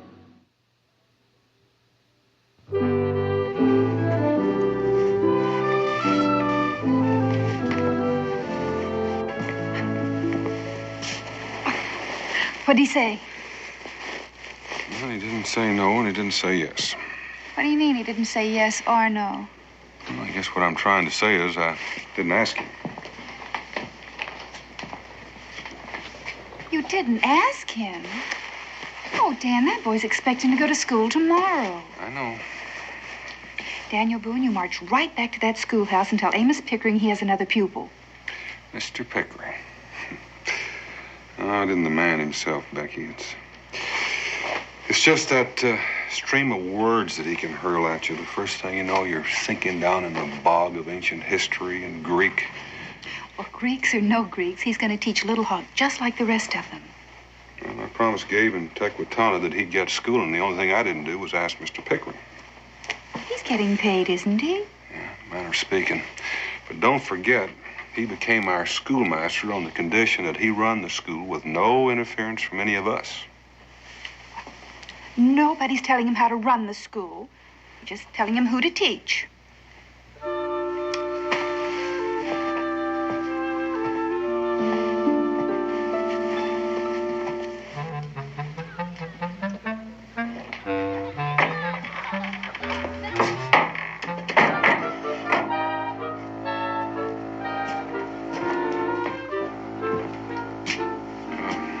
Mr. Pickering? Oh, Mr. Boone, I didn't hear you come in. I'm sorry to interrupt you. Non omnia possumus omnes. When I read Virgil, I lose all sense of time. Don't you? I have enough trouble ciphering English, let alone Latin. Then let me translate. We are not all capable of everything. And they say Latin is a dead language. Mr. Pickering, there's something else that's not exactly dead around here. Yes, Mr. Boone? I'm talking about Indians. Ah, the noble savage. Well, the truth of the matter is they're no more noble than we are, or more savage. They're just people. Come to the point, Mr. Boone. Well, what I'm trying to say is that I promised an Indian chief we'd give a son of his some schooling. You promised? I'm afraid I did. Splendid. It'll be a great challenge to mold a gentleman out of a little savage. I presume I shall be paid for my services? Oh, yes, yes, indeed. Some people consider their coinage better than ours. Capital, Boone. Capital.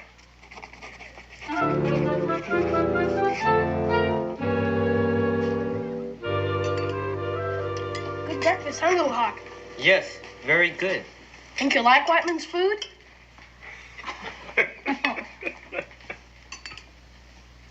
What's wrong? Did I say something funny? I'm afraid you did, Israel. You call this white man's food.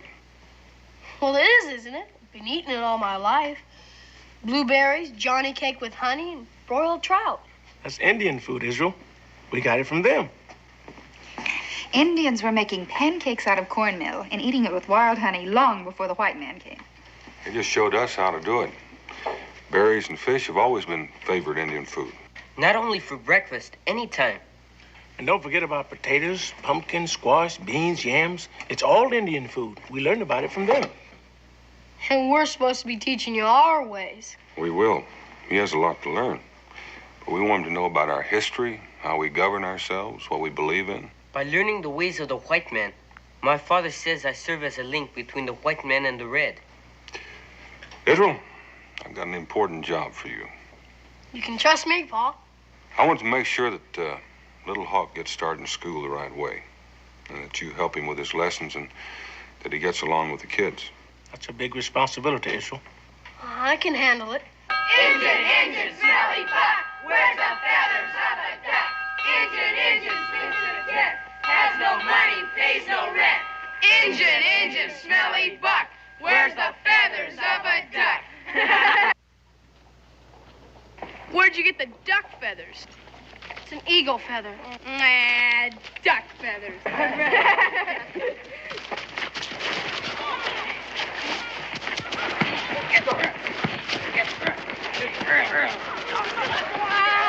Stop it! Stop it this instant! Get up. Get up, all of you. Stop this. You know I never permit violence in my school. If there is to be any violence, I shall administer it. There wouldn't have been any trouble, sir, if that engine hadn't showed up. Yeah, we don't want any redskin kids in our school. And Israel Boone brung him. Brought. It's brought. Now, I shall decide who attends my school. All of you, march.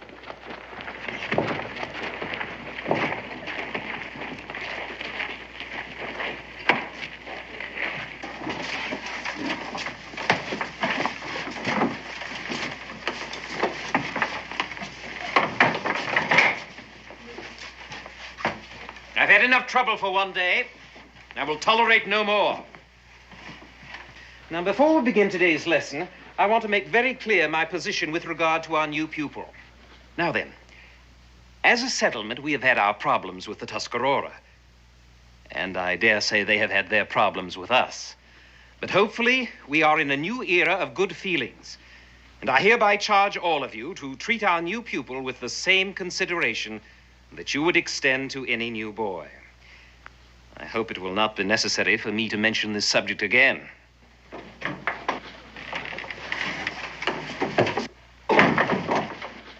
Oh, Mr. Boone. Well, excuse me, Mr. Pickering. I didn't mean to interrupt. It's always a privilege to welcome the leader of our community.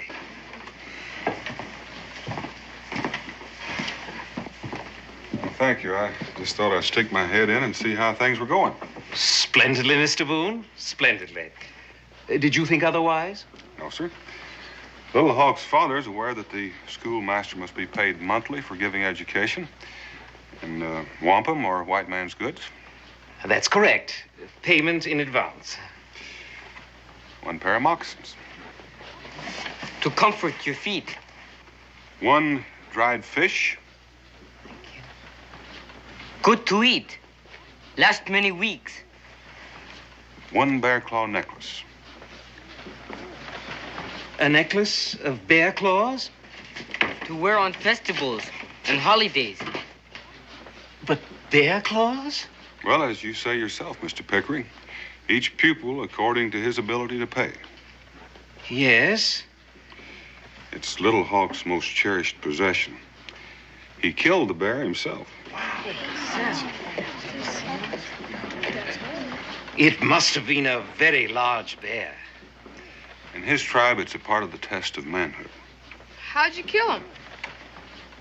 With a spear. Well, that took great courage. You had to get quite close. All right, class, resume your seats.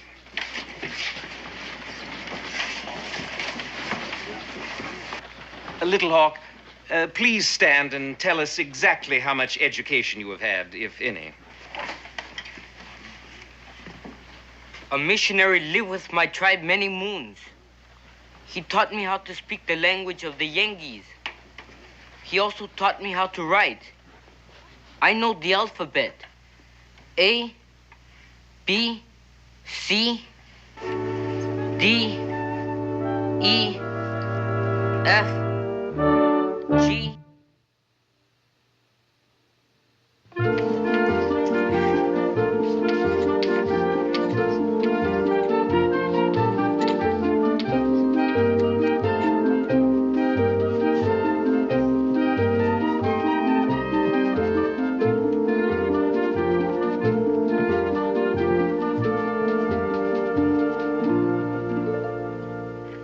boys are doing in school, Boone?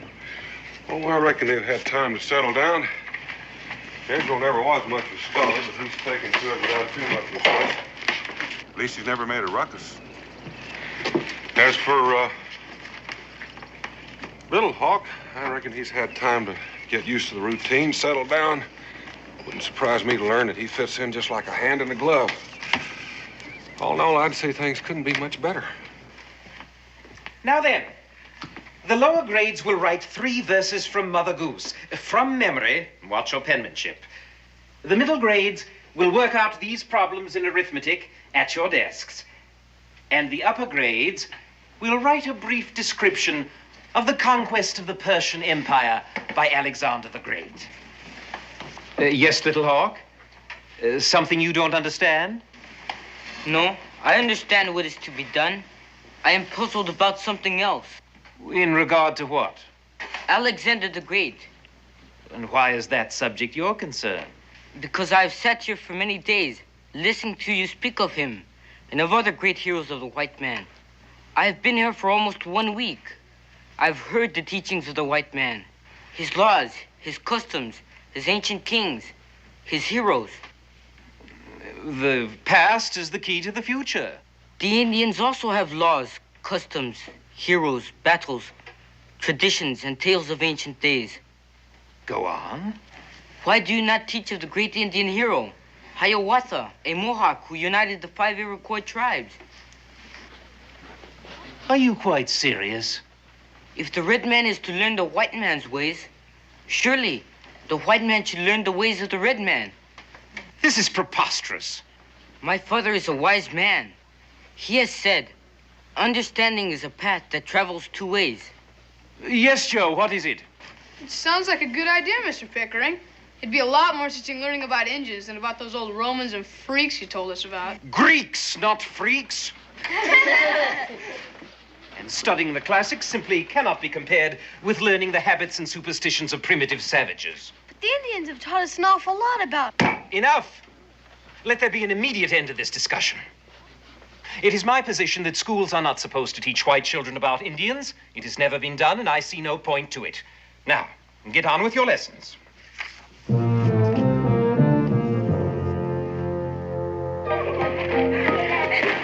Little Hawk, tell us some more things about the Redskins.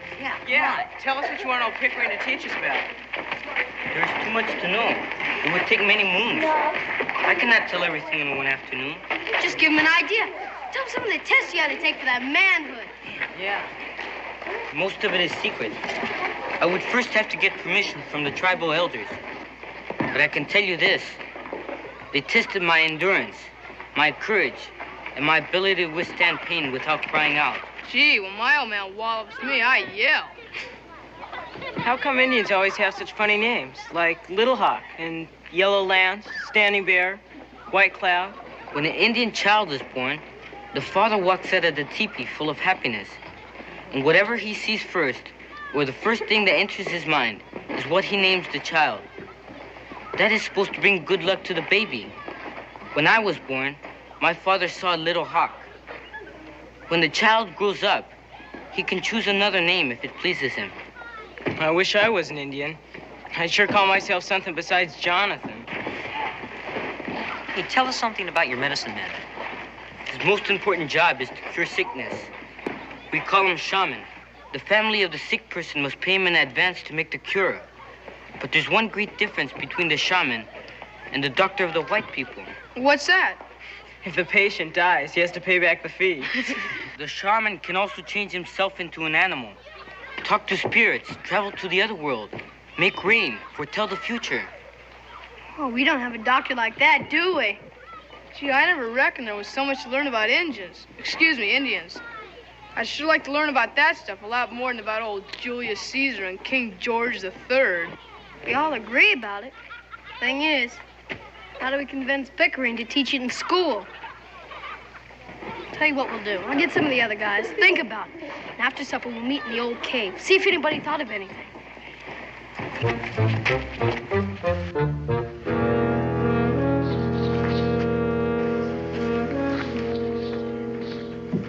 Looks like everybody's here.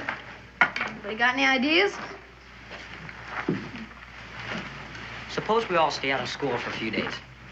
That'd make old Pickering give in. Nah, that's no good. Then our folks will paddle us for not going. Yeah, they give us extra chores if we're not in school. Yeah, that's right. Hey, look. We want old Pickering to start teaching us about engines, right? Sure, we've already decided that. And we're sore because he won't do it, right? Joe Higby, will you stop telling us stuff we already know? What you don't know is we got us what they call a grievance. What's a grievance? It's something that ain't fair. Grievances are what the Patriots had at the First Continental Congress. We learned about it in school. Hey, that's right. Yeah, it kind of stuck in my mind at the time because I had a grievance that we had to learn about all them grievances. Well, anyway, remember what the delegates did at the Congress? Well, sure. They picked a committee, and then the committee made a list of all the colonial grievances. And they presented it all to the king in form of a petition. That's what I'm talking about. What are you talking about? Petition to Pickering. Hey, that's good. Well, if the Patriots who started this country can do it, so can we. Pickering will have to give in. He's the one who told us about it.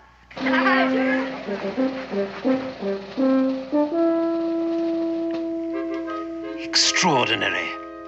Utterly incredible. This is the most amazing document I have ever seen. 8 completely different sets of handwriting. The word grievance misspelled 5 different ways, and numerous other examples of unbelievable orthography. Sentence structure that threatens to destroy the very foundations of our language, and penmanship that can only be compared to the tracks made in wet snow by a drunken squirrel. Obviously, a cooperative effort. You didn't trust any single individual to do the job, so you botched it up collectively.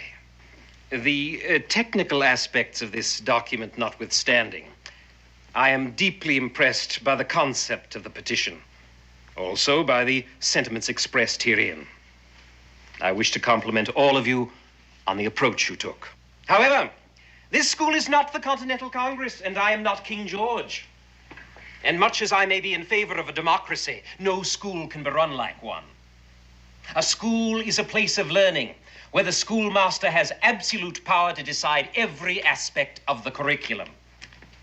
And so, my dear young pupils, I know it will grieve you to hear this, but your request to begin a course of Red Indian studies is hereby denied.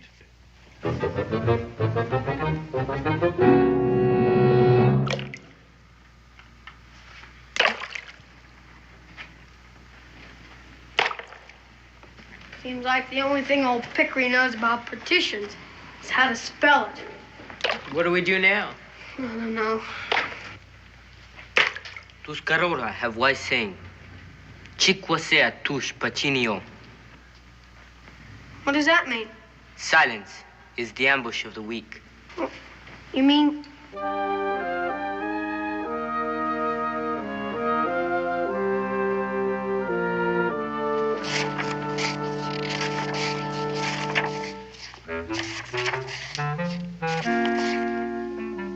You haven't done your homework.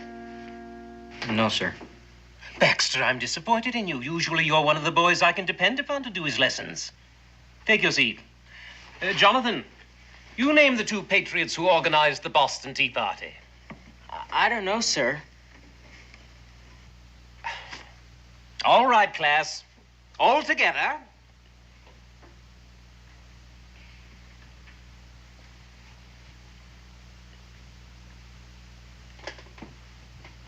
This is most unusual. Doesn't anybody know anything?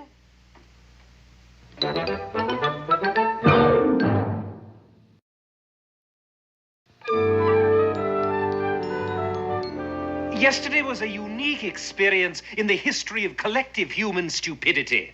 Never have I seen a class so utterly devoid of knowledge. I hope today there will be a vast improvement. Israel, open your reader and turn to the biblical story of David and Goliath and read the first paragraph aloud. David was a young sheeper. Shepherd. The word is shepherd. Shepherd. boy who tended his flock while King Saul... Saul. King Saul. Oh, yeah, King Saul was at war with the Philistines. Philistines.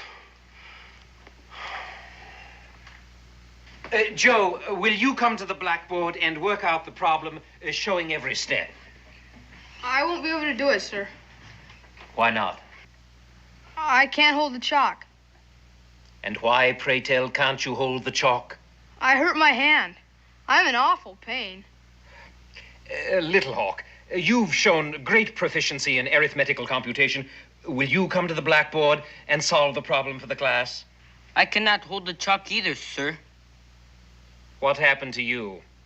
I was wrestling with Joe. I too hurt my hand. Extraordinary. Perhaps you'll all feel better after lunch. Class dismissed.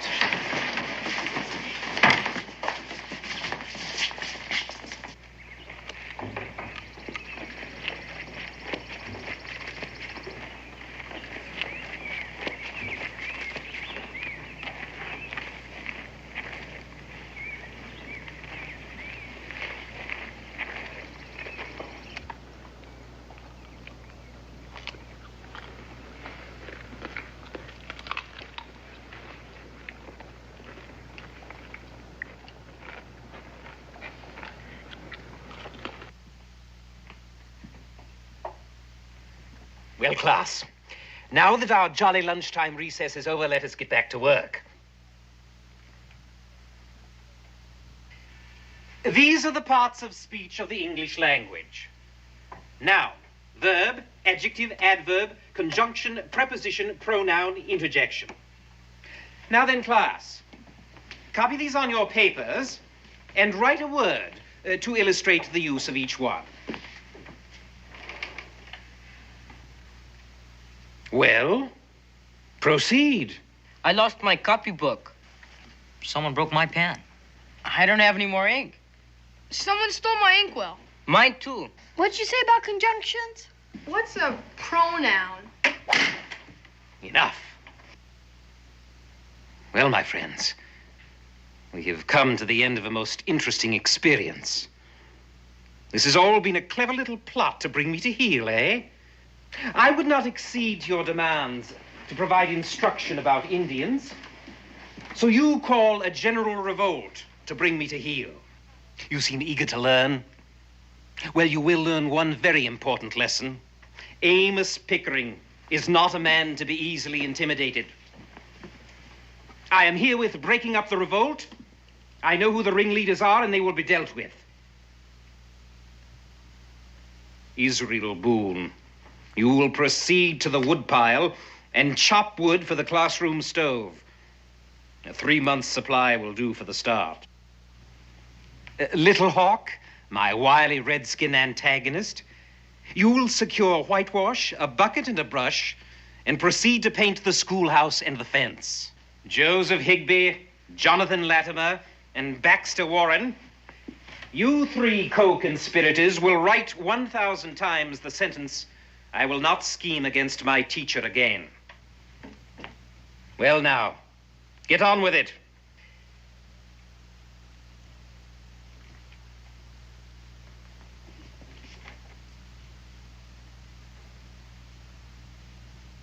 Perhaps you did not hear? We heard you, Mr. Pickering. But we're not going to do it. We're not going to be disciplined for doing something that we believe in. Indeed. I will not tolerate defiance, nor I suspect will your parents, when I call a town meeting for tomorrow night.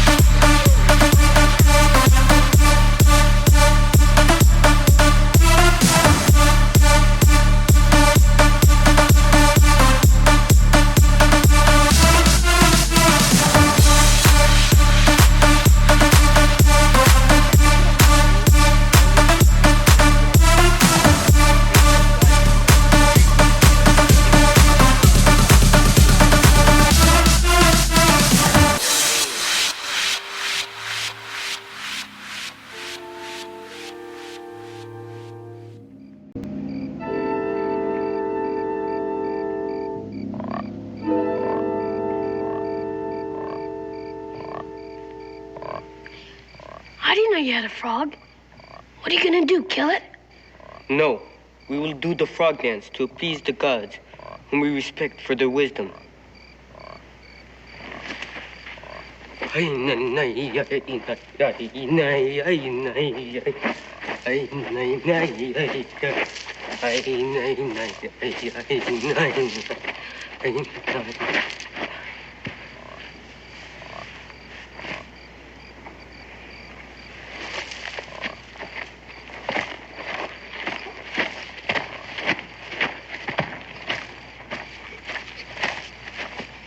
Can I keep dancing? Keeps me warm. Just ask him.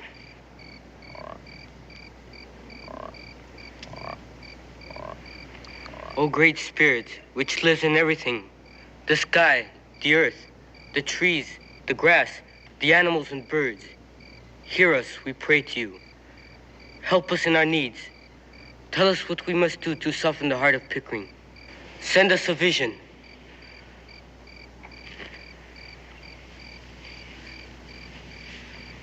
Oh, great spirit, I'm not an Indian, so I don't know if you're supposed to listen to me. But I'd sure be mighty pleased if you came through with everything Little Hawk just got through asking.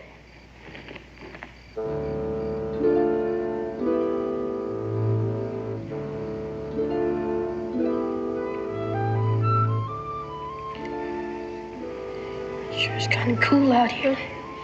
This paint doing too much to keep a fellow warm.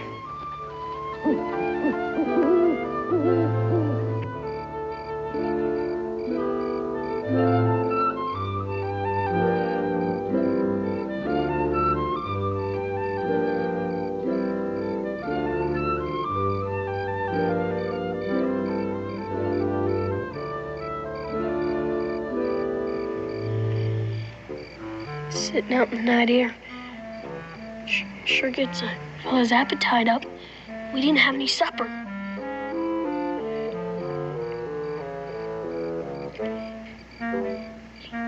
You know what I do when I'm hungry at home in the middle of the night?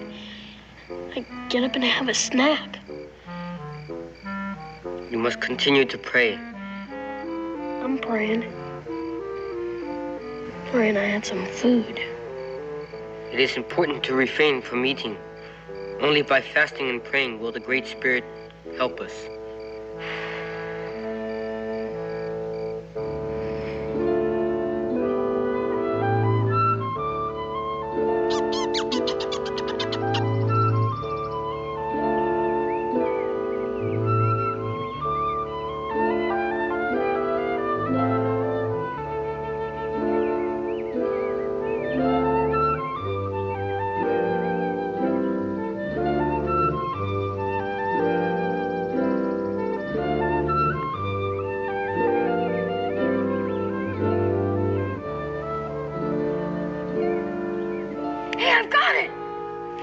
You have a vision?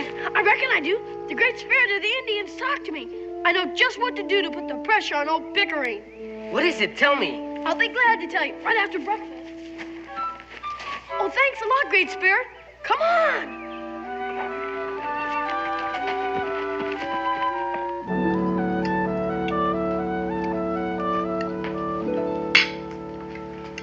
Oh, that's the way I like to see boys eat.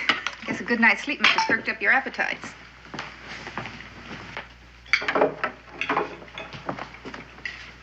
Pedro, will you come out here a minute? Sure, Pa.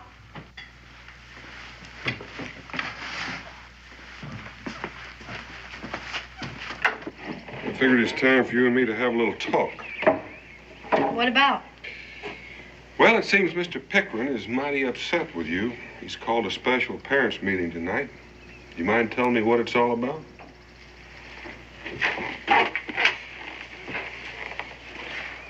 Fact is, I don't like school anymore. That's kind of sudden, isn't it? Teaches us stuff we don't have any use for, like old dead kings and queens and Mother Goose for kids. Fractions. Mr. Pickering's a fine teacher. He's teaching you important things like our country got its independence. Sure. Y'all agree that's good to know, but all the other stuff's a waste of time compared to other things. What other things? I'd like to hear about it. Well, Little Hawk had a good idea. So we gave it to old Pickering. If Indians are going to learn about white folks so there'd be better understanding and peace, well, why can't white kids learn about Indians? So what's sauce for the goose is sauce for the gander. Huh? That's one of those nursery rhymes you don't think much of. So you asked Mr. Pickering to tell you more about the Indians, and he refused. He even drew up a list of grievances. When that didn't work, we decided to gang up on him, to make him give in. What do you mean, gang up on him? Guess you could call it mutiny. And I take it that my son is one of the head mutineers? Why didn't you tell your mother and me about the reason for this revolt? Decided not to tell our parents. They always side with the teacher. Well, I reckon this is one parent that doesn't. I don't always agree with Mr. Pickering. You don't? No, I think it's a fine idea for you to learn more about Indians. I think you have a right to. But I think Mr. Pickering has some rights, too. He has a right to order and cooperation in the classroom. Now, you take care of that, and I'll do what I can about those Indian studies. You will? Sure. Don't know why not. I'll get a hold of Gabe. We can come over after class in the afternoon. I'll tell the parents about it at the meeting tonight. Gee, thanks, Pa. Get in there and finish your mush.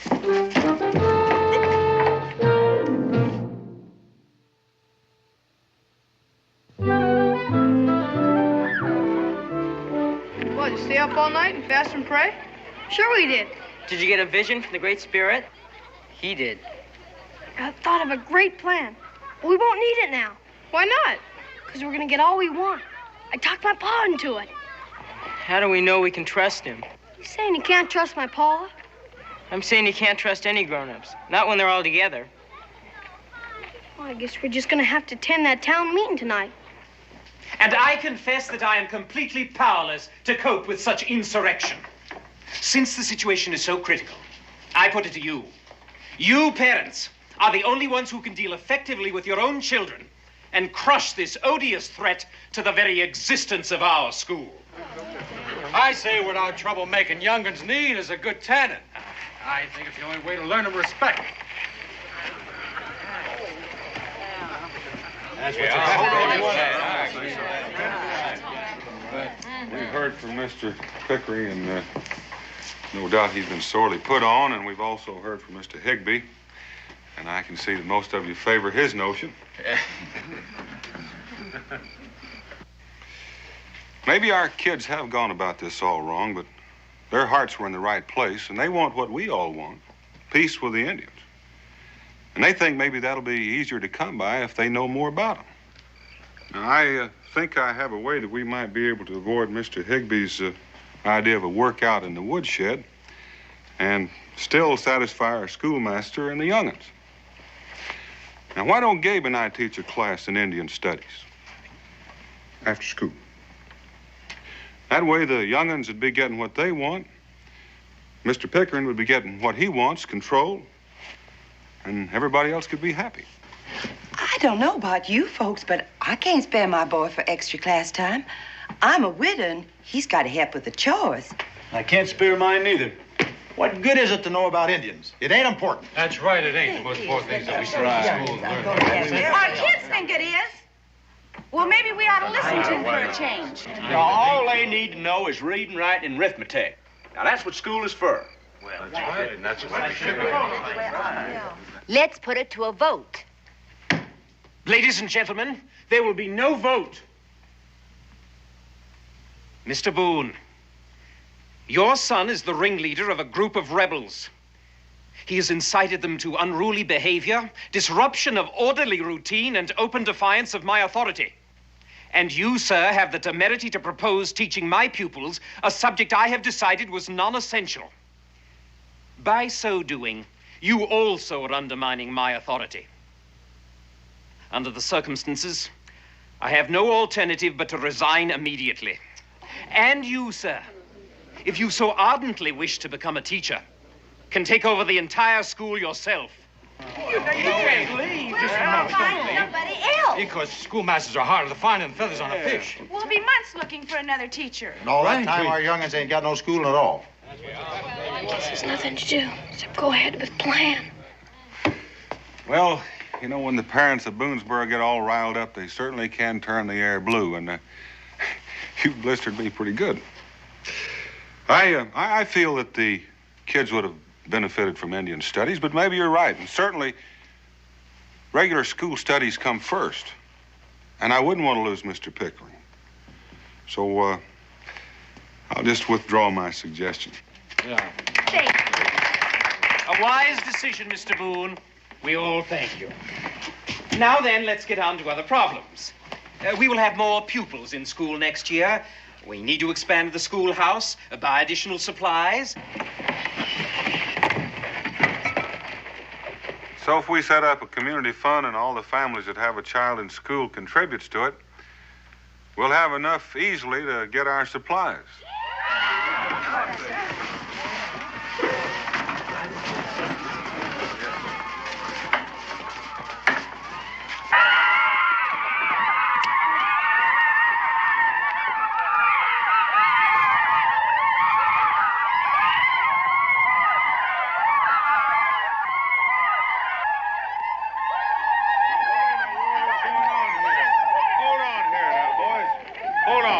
What in the world are you doing?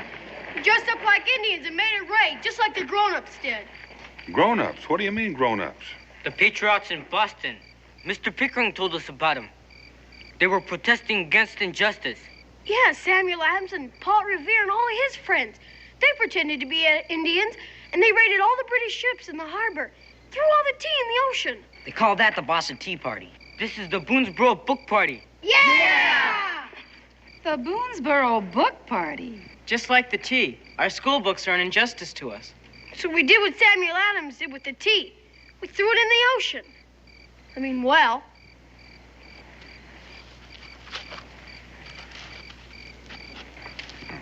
Well, Mr. Pickering, you're a real good teacher. These young'uns have learned their lessons real well. But that was a rather drastic way to show your feelings, wasn't it? Just did what we reckoned was right, Pa. We had courage of our conviction, which you say people should always have. Just following your advice. Perhaps my pupils consider me a harsh man, but I am also a fair one.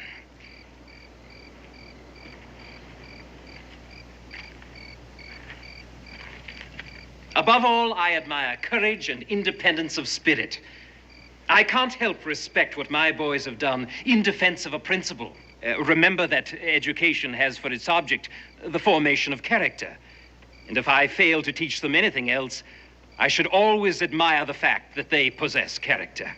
Now then, I believe I'm a more reasonable man than was King George of England. The Boonesboro Book Party has accomplished its purpose. And starting tomorrow, I will begin teaching what my pupils so adamantly want, the history and culture of their Indian neighbors. Well, you're a real good man, Mr. Pickering, and we're real lucky to have you. But there's still a great big problem. We have to continue with our school studies, and we can't. All the books we have are gone. They're ruined.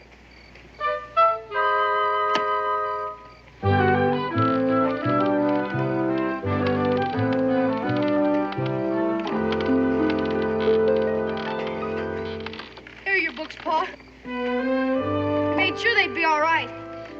So before we put them in the bag, we wrapped them in waterproof oilskin.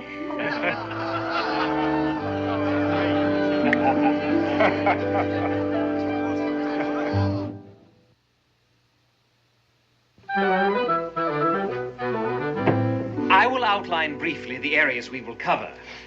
Regretfully, I am a novice in this field, but Mr. Boone and Mr. Cooper have graciously volunteered to help me whenever I falter. You might just say we're visiting professors. Only you won't have to pay us in dried fish or bear claw necklaces.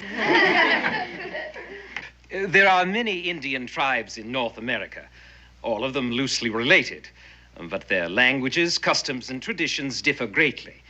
And because the subject is so vast, it's best that we concentrate on those tribes in our part of the country. You're going to learn about Indian handicraft.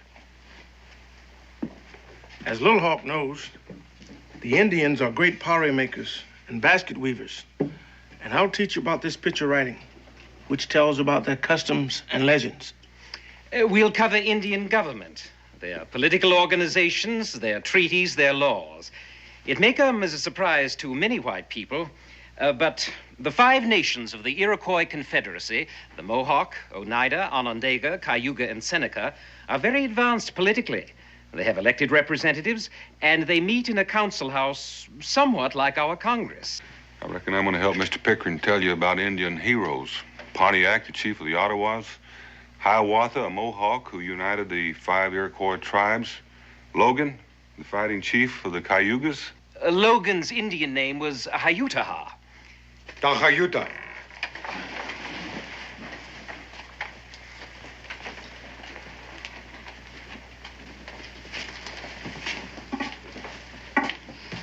Do not feel badly. To an Indian, the name Pickering is just as difficult.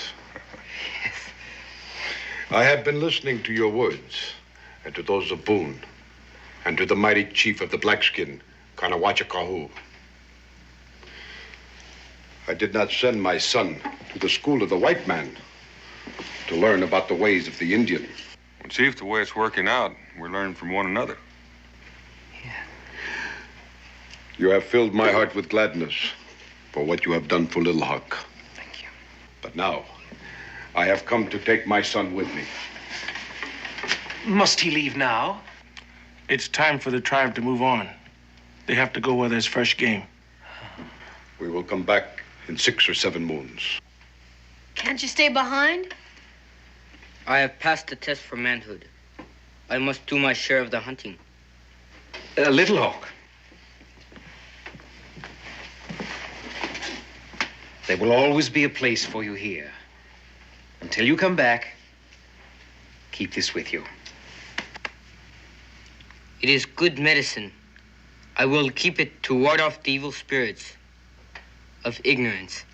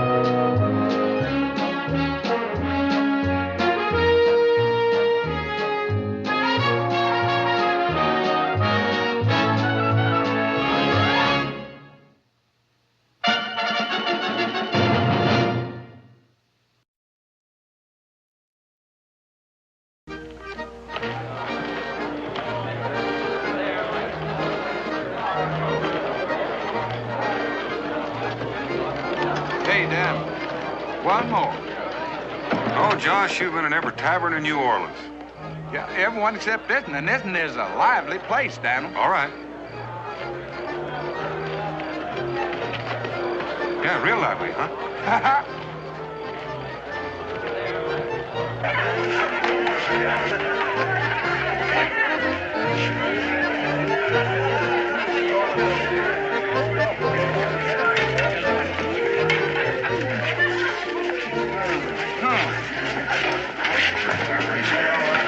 This is your round, Sonny. My round? That's what I said. What I said. Well, I just got here. Well, maybe you just got here, but you've been drinking my whiskey. All right. What'll it be? Mulled wine. Make it 3. Well, what are you gonna have?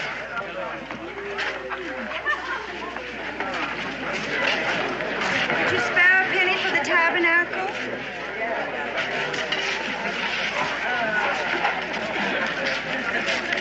Could you spare a penny for the tabernacle?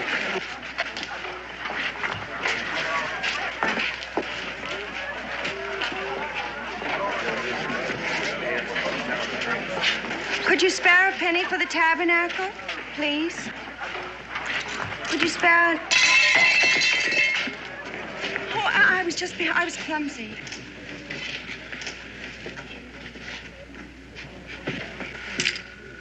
You cheated. I saw you. You had 3 kings, I had a full house. I saw her hand you a card when she passed you the cup. You accused Creole Jim of being in league with a Bible thumper. You sure of that, Jed? I saw what I saw.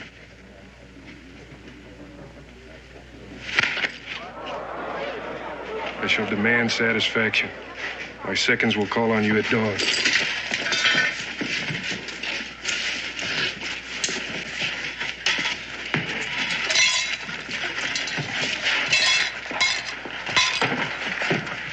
Thank you kindly. Do you mind if I see you home? Oh, I'll be fine. This is a rough section, and I'd feel a whole lot better if you'd let me see you home.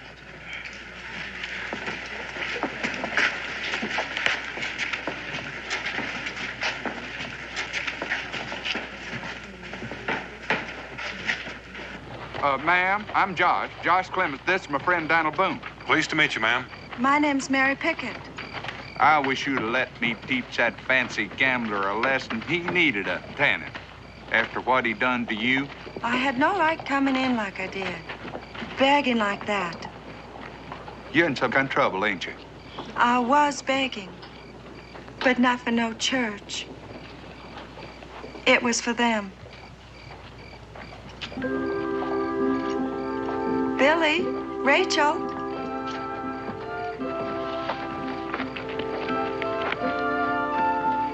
Yours?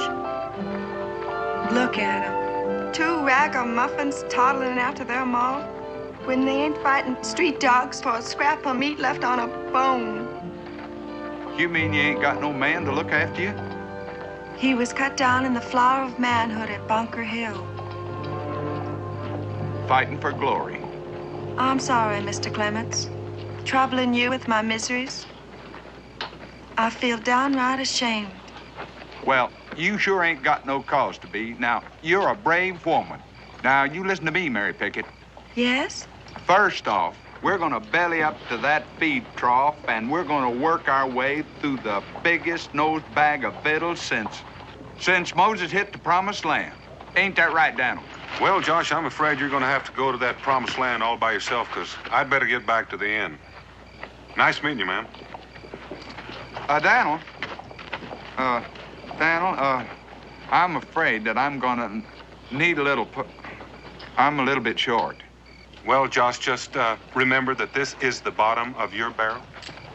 Well, Daniel, she's a poor widow lady with 2 hungry young'uns. Who just happened to meet a rich trapper from Kentucky. Remember, we move out at sunup.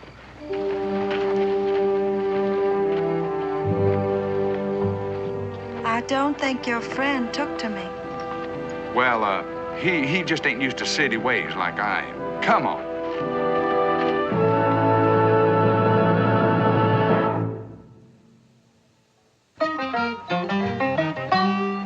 Daniel Boone was a man, yes, a big man, with an eye like an eagle and as tall as a mountain was he. Daniel Boone was a man, yes, a big man. He was brave, he was fearless, and as tough as a mighty oak tree.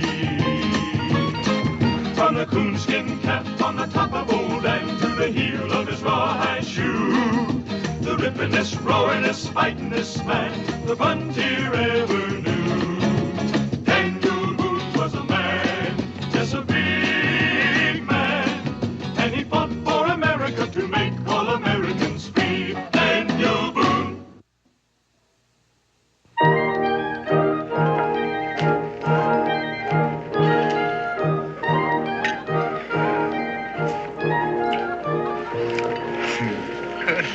me. Gumbo, yams, cornbread, great. You better save some room for dessert. Please, mister, do I have to You have to what? eat all this? Well, that's just your third plate. Fifth. I'm gonna bust. What about you, Billy? And you haven't even touched your plate. I suppose when your heart's just brimming with gladness, it's hard to... None of that. Now, well, you got a lot of things to talk over, you and me. Can it wait till I get back? Well, it's something I ain't had too much practice saying, and I want to make sure to have time for it to come out just right.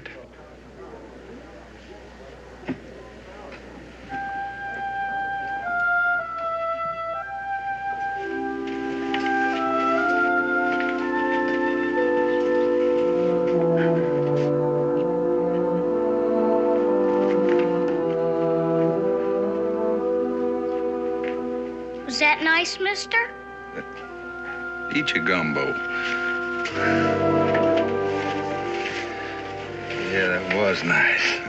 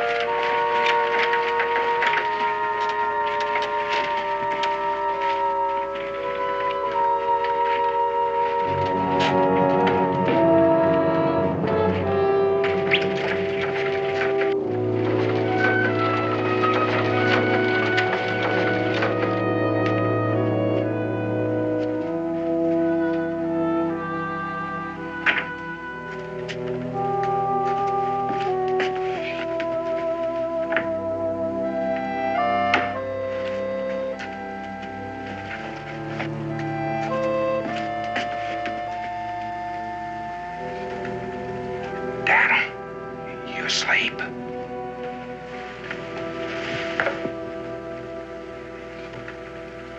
Somebody's missing in there. Well, she is and she ain't.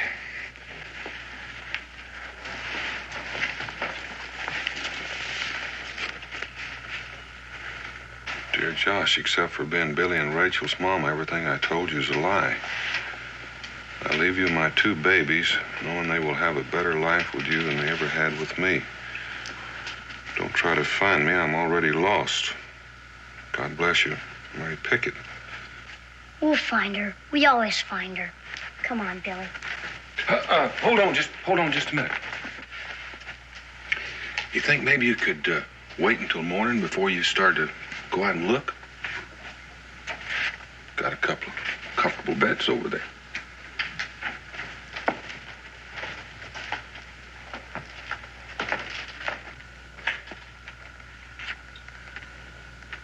Guess there's no harm in that.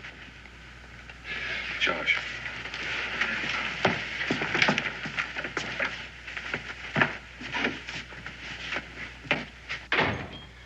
Do you think you're going to be able to find their ma that fast? No. Well, do you want to tell me what you're aiming to do? I'm going to take them back to Boonesboro. Well, what do you think they are? A couple of cute raccoons you're going to keep as pets? Well, it's better than winding up in some workhouse. Daniel, they sell kids down here. They do. Well, let me get right down to it. All in all, I reckon Becky will be pleased. Becky ain't got nothing to do with it. I'm going to keep them. Well, Josh, it's more than just tousling their hair and feeding them. You gotta care for them, and you gotta love them, and you gotta wonder what they're thinking about in their little heads. Well, I'll sure give them more than they can get in some orphanage. I want them to have a pa, Daniel. Like you never had, Josh. I figure if a kid never had one, he might be ready.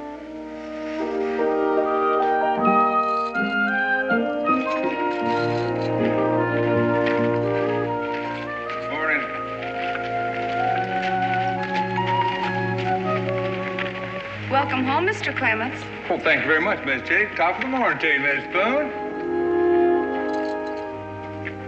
Never knew he was gone so long.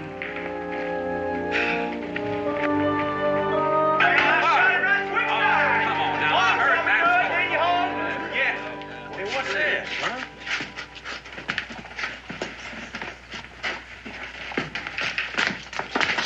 Right around back. Good to see you, Mister. There yours, Josh. Yeah, where'd you get him, Josh?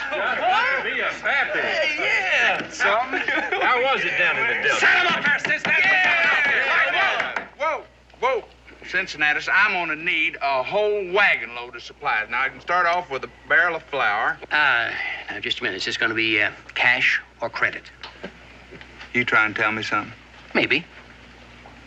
You're gonna take out them chicken scratchings and tote them up, ain't you? These chicken scratchings you refer to happen to come to a mighty 23 pounds, 8 shillings, 3 Isn't that a nice warm welcome for me after me being gone all winter? Well, now, Josh, it ain't that we ain't glad to have you back, but, man, with an appetite like yours, I just can't afford a steak. Howsomever, I can't deny a tankard of my best Blue Thunder. And it will be on me. I will pay for my own. Hey, I'll take one of them, too. Here. And he said, I sure wish I'd have known that, Reverend. I could have saved my ma and pa. No. I gotta be going. You could have told me earlier Josh brought back 2 children. He brought back a water moccasin once Pa never told you about. There's a difference between a critter and 2 babies. Well, they're not exactly babies, Becky.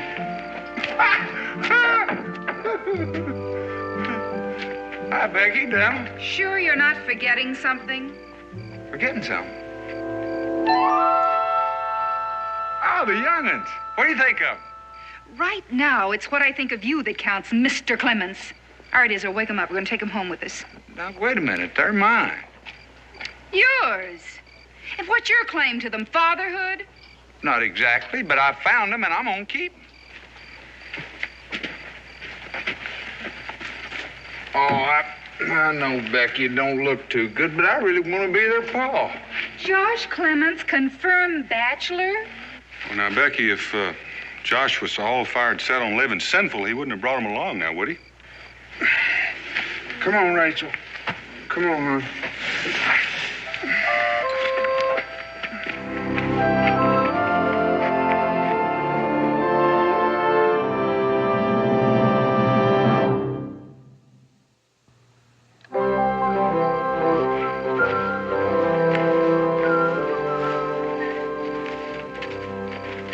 Walter, there she is. Clemens Castle. Come on.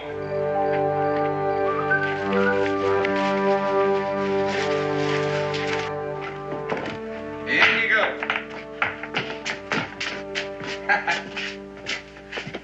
You know, that's the first law of hospitality right there. Never lock a door. It don't matter if somebody wants to steal something. Don't look like no castle to me, mister. Well, maybe you just ain't looking too sharp. You don't see nobody dipping candles and boiling soap and grinding corn, do you? But that's woman's work. Right you are, Rach. And this is Clemens Castle right here. Here I'm the king.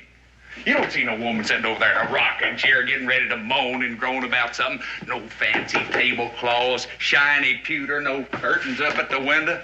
No, sir. Old Josh Clemens is a free man, and that's the way it's going to stay. You afraid of women, mister? No. Had kind of a close scrape with the widow spoon one time. I still got a little of tremblies for that. Well, women are all right. They're good for feathering a nest, but, I mean, this ain't no tree, you know. No, sir, this is a man's castle. And, Billy, I want to tell you, one of these days, it's going to be all yours. It's dirty. Smells funny, too.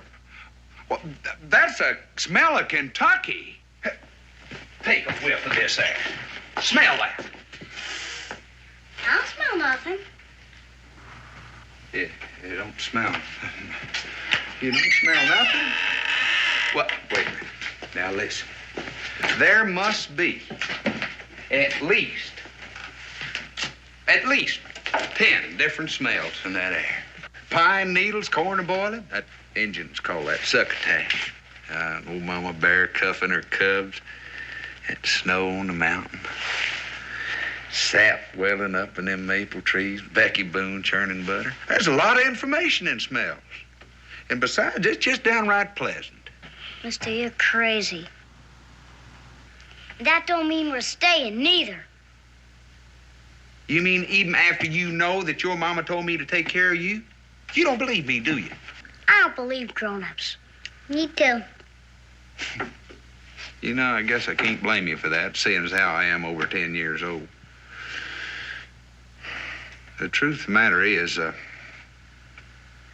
I'm kind of a lonesome critter up here. Nobody but the Indians and a few bears and some more no-account grown-ups to jaw at. And you want us around for jawing? That's it. Plain and simple. We gotta have a meeting.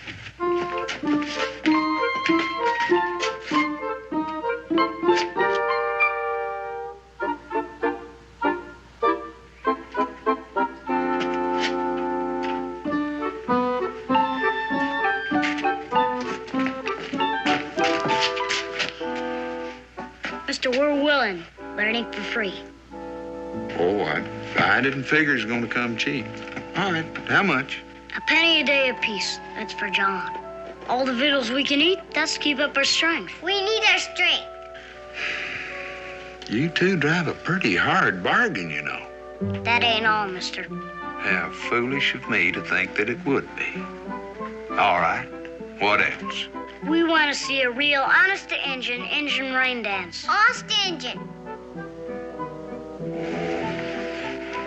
You got me up against the wall now. That Injun rain dance, now that ain't easy to fix, you know.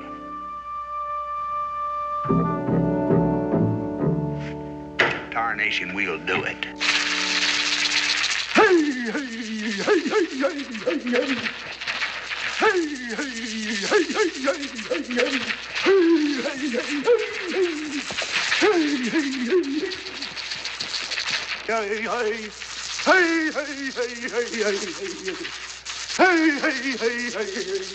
This is a real honest Indian ninja rain dance? Well, you don't think I'd run in a fake on you, do you? Sure don't look like rain. Well, I mean, that takes a whole lot of stomping. You don't get rain with just a little bit. You got to do a lot of shaking.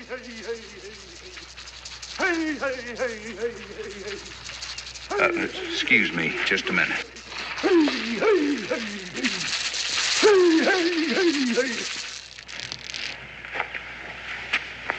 I promised them rain. Now, are you going to deliver or ain't you? You picked a heck of a day for it. Well, it so happens that this is the day that they wanted to get wet. Maybe you're doing the wrong stomp. You don't tell me how to stomp, and I don't tell you how to be a papa.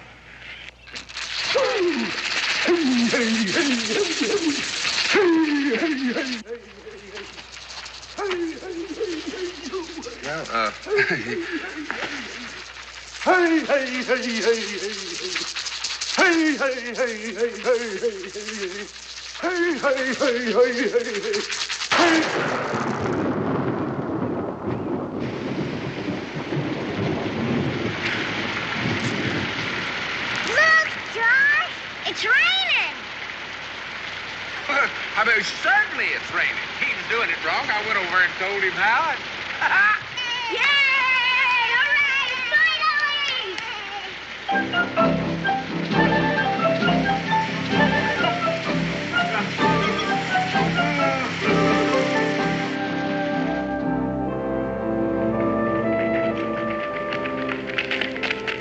What you doing, Ezreal? Whittling. You ain't doing nothing but cutting on a stick. It's not the cutting that's important. It's what you're thinking about while you're cutting. What you thinking about? Whittling. Ain't you gonna take us into the woods? Sure. I gotta tell you a few things before we go. First thing you gotta know about woodsmanship. Stay close to your leader. Who's that? Me, of course. Do I get to be leader once? Sure, as soon as you get to know as much as I do.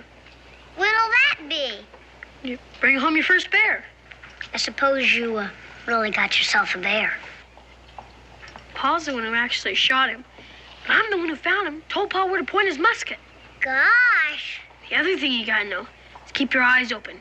Whenever you don't understand anything, just ask me. What's sky? Sky? Do you know or don't you? Sky's just sky. Tain't neither. Sky's where God lives and watches over things like birds and trees and orphans. And if you want to pray sometimes, he's up there listening. Thanks, Rachel. Listen, if you want to lead this expedition, just go right ahead. No. Let's go.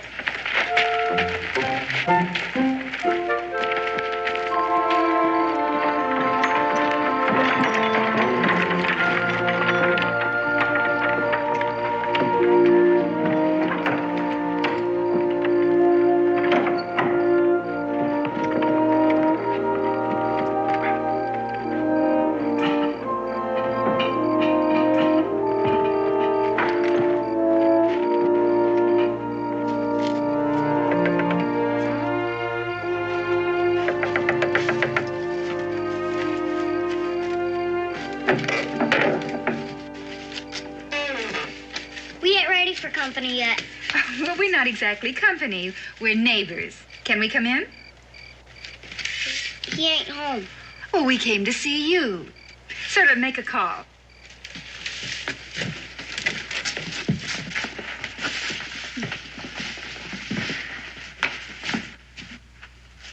Hi, Billy.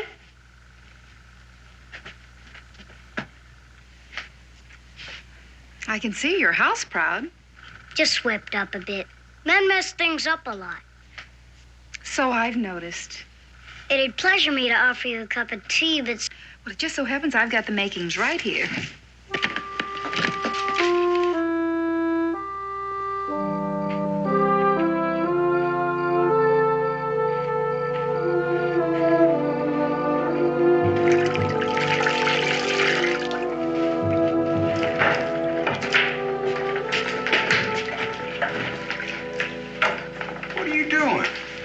Scrubbing.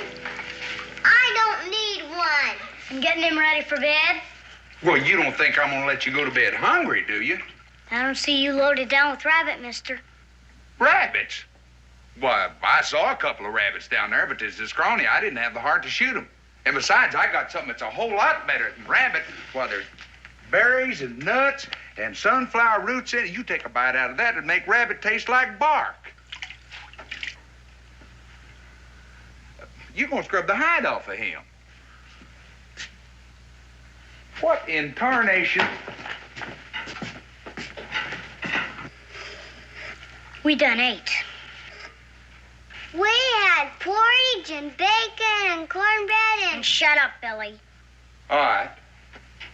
Who come by? The boys' room, his mom and pa.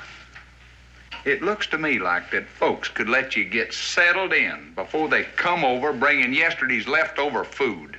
You finish him.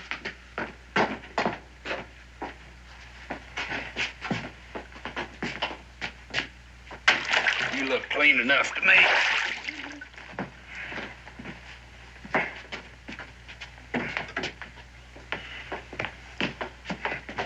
Come on, Billy. It's still hot. You've got in mind to mother me, too? Go ahead and say it. I know what you're thinking. You're thinking I couldn't bag an elephant if he was standing on my foot. You're getting to remind me of more Witherspoon every day. I didn't say a word, mister.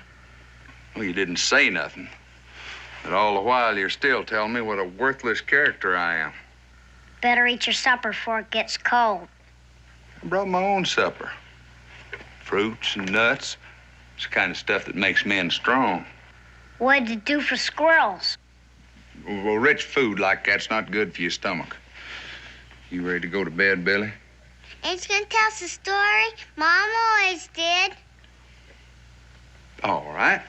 How would you like to hear about the time I was nearly scalped by the Shawnee? He likes the one about David and Goliath. David and Goliath. Don't you know your Bible, mister? Sure I do. David was that little runty feller with a slingshot, wasn't it?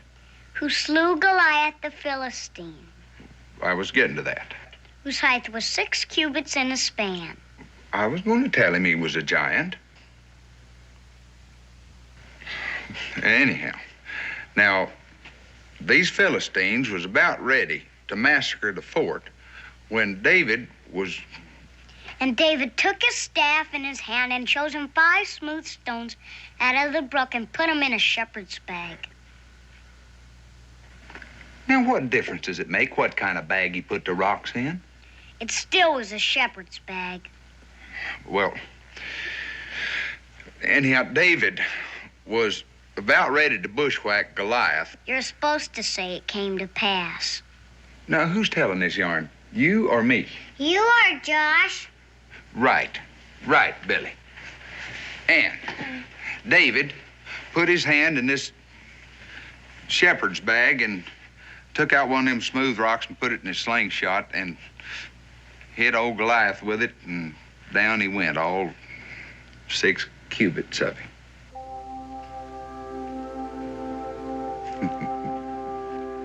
He's asleep. He always falls asleep when you get to the smoking part. Come on, big man.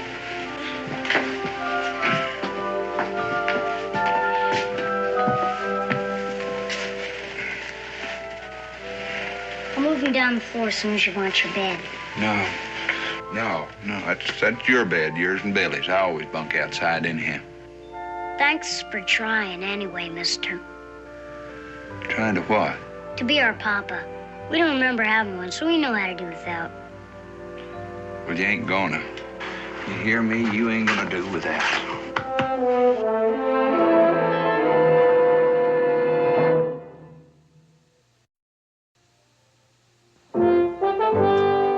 All right, what else you got?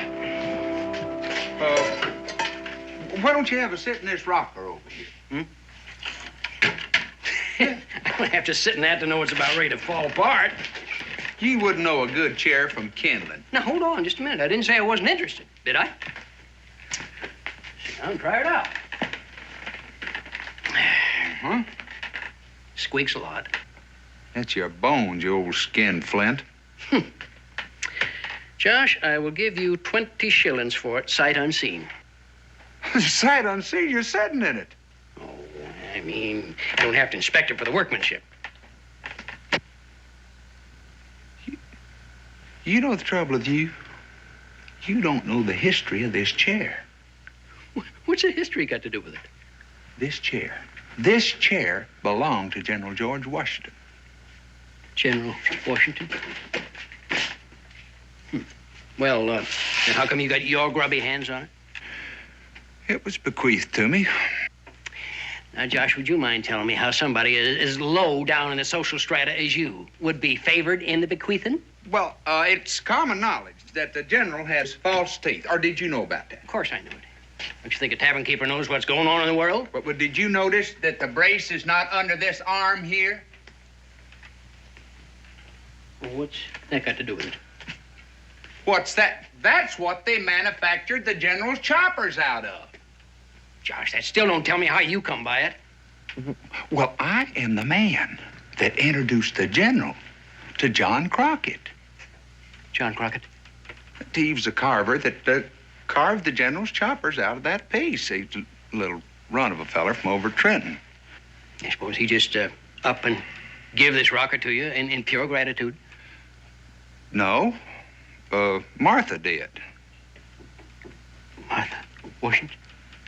This chair could be a big drawing card in yours. Why, you could get 6 pence just for the privilege of sitting in it.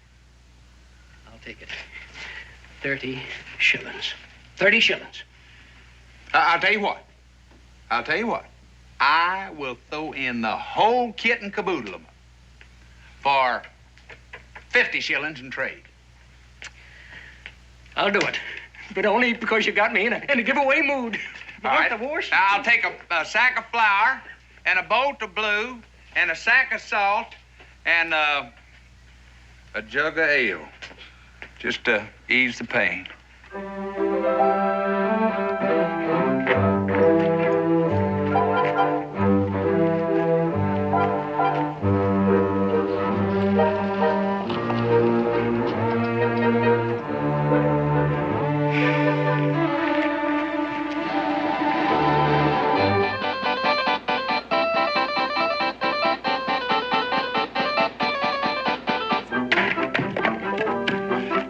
Becky. Looks like we got company. Oh, and don't tell me she's got the pastor with her. Or me looking the way I look. If I can tell anything by that strut of hers, she's not after your secret for ham hock and beans. What other lies the widow tell you about me, Daniel? Just all the things that make you look bad. Seems she doesn't think a single man is fit to raise two young'uns. Does she want to show me in the good book where it says you can't raise young'un unless you're... Pastor on her side. Uh-huh. Oh, I can hear her. I can hear her now. Oh, it's common knowledge what his practices are, parson. All that foul language and drinking and... Daniel, do you really think she can get them away from me? I don't know, but I figure she won't stop trying until she can. If she did, who would they go to? Well, the pastor figures they ought to be made wards of the community. Oh, I can see that. Billy and Rachel being passed around like a couple of fire buckets. I know what she wants. She wants to get hitched up with me. That's what she wants.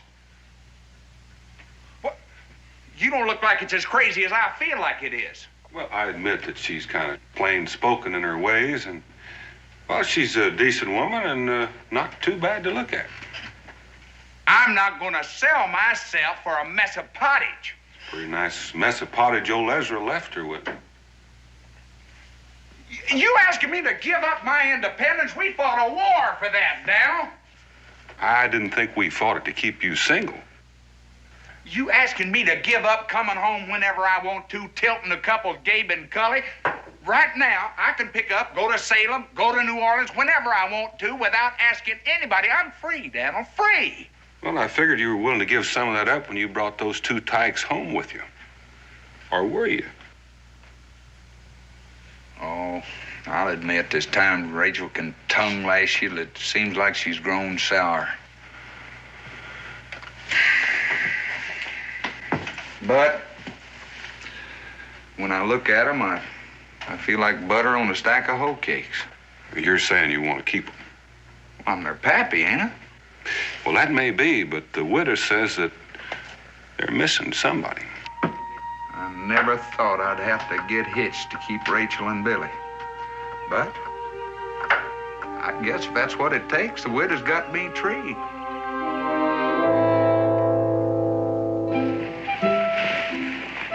You didn't tell me much about New Orleans, Mr. Clemens.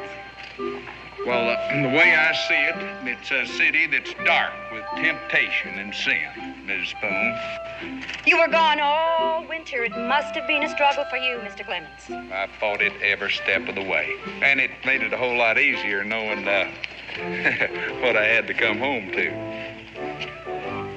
What was it you had to come home to, Mr. Clemens? Kentucky Spring, Mrs. Boone. Ah, nothing like it. Oh, is that a fact, Mr. Clemens? Creeks gushing, birds singing, buds popping, and you're the loveliest one around, Abigail. Are you trying to turn my head, Mr. Clemens? I sure am. I ain't more my son to go to meeting duds to prove it to you. I killed him. First shot right out of the... That's what you told me about the bar, too. I killed him first time. Hiya, Josh. Oh, hey, start late, ain't you, huh? Hi, Josh, what'd it be, rum or ale? I got some important things to discuss with the widow. Whatever it is you have to say to me, Mr. Clemens, can wait, I'm sure. No, wait just a minute, Abigail.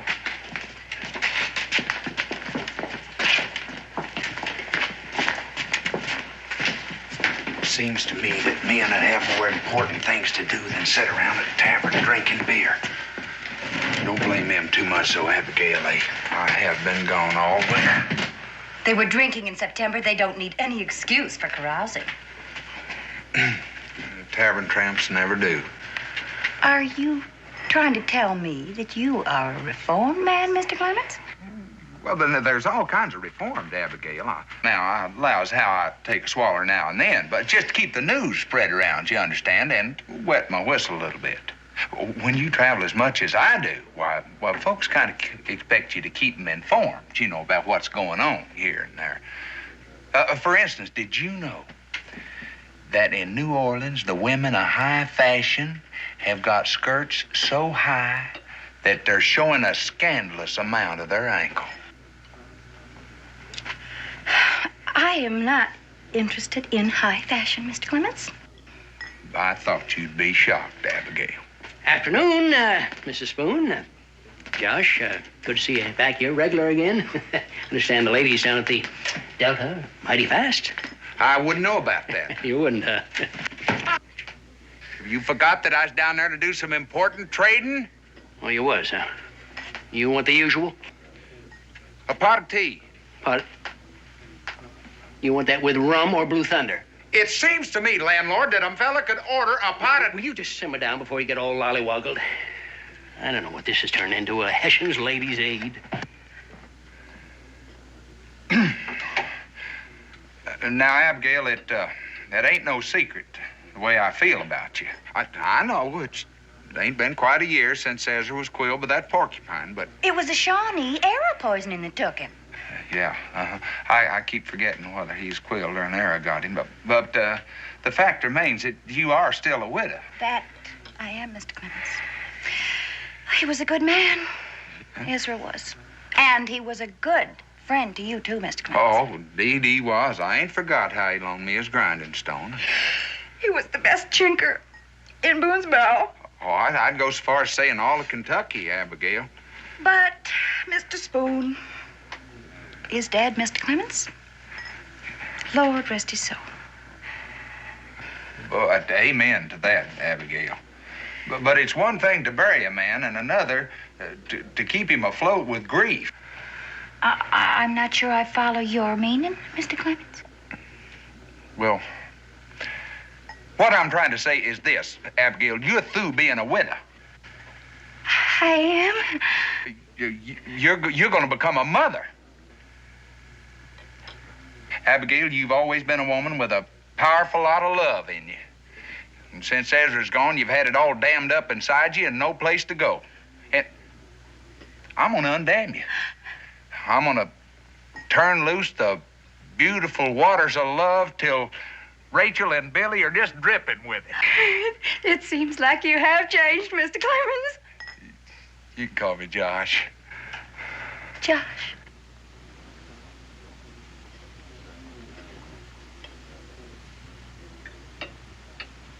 It's almost like Ezra never left. And it won't take but a day to move you in. Move me in? To my place. Uh-huh. And it won't take more than a rip and a stitch to fit you, neither. Ezra's clothes are all stashed neat and pressed just like they was the day he went, including his razor strop. Ain't that grand? What day would you like to set for the wedding, Josh?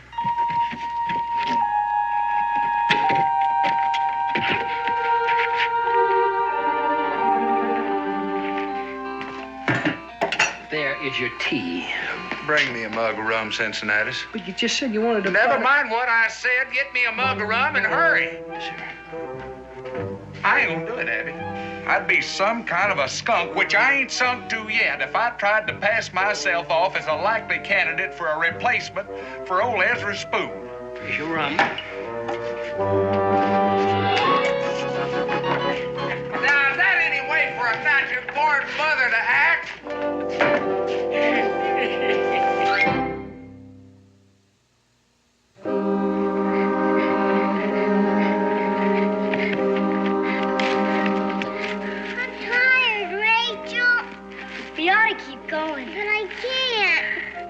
Maybe we could rest here a bit.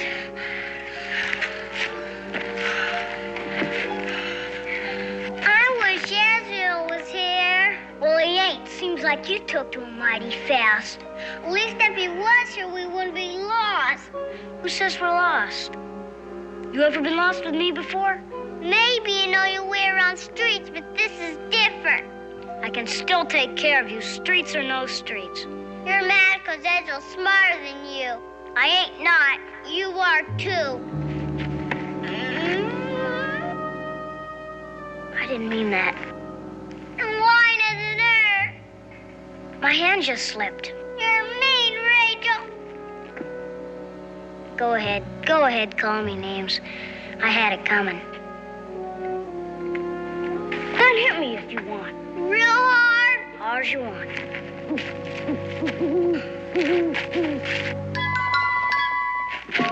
What's that?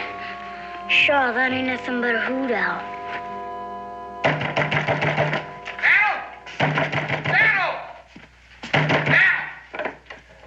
Have you seen Rachel and Billy? Not since this morning.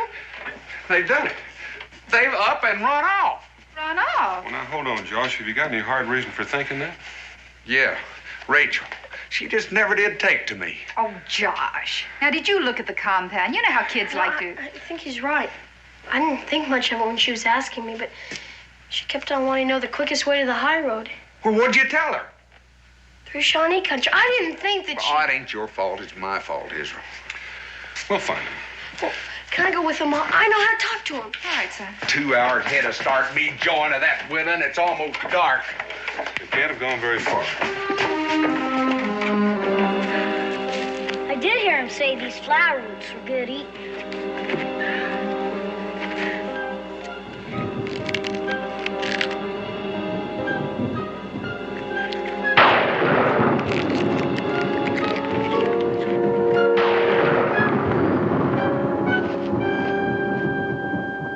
Come on, we gotta find us some shelter.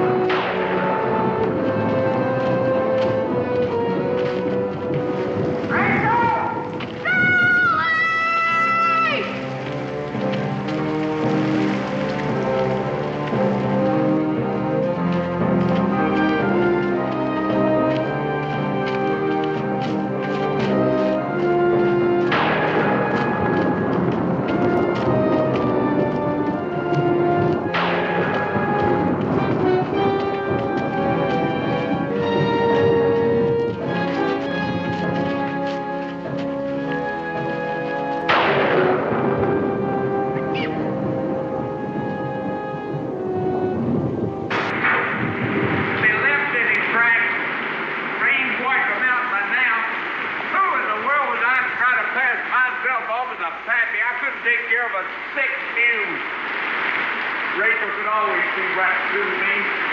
That was a Johnny ain't got a panther head, that's the thing. Oh, stop beating yourself, Josh. I know where I ran away with. Well, we're gonna keep moving. The other boys are gonna stay behind. So what? Let's practice what it's like, even I didn't know it. What's the use of running away if you don't expect to be found? Rachel! Hey. Billy! Hey. What is it? Looks like they had some supper. I knew it. When you're hungry, you gotta stay close to the creek, and that's what she done. Come on.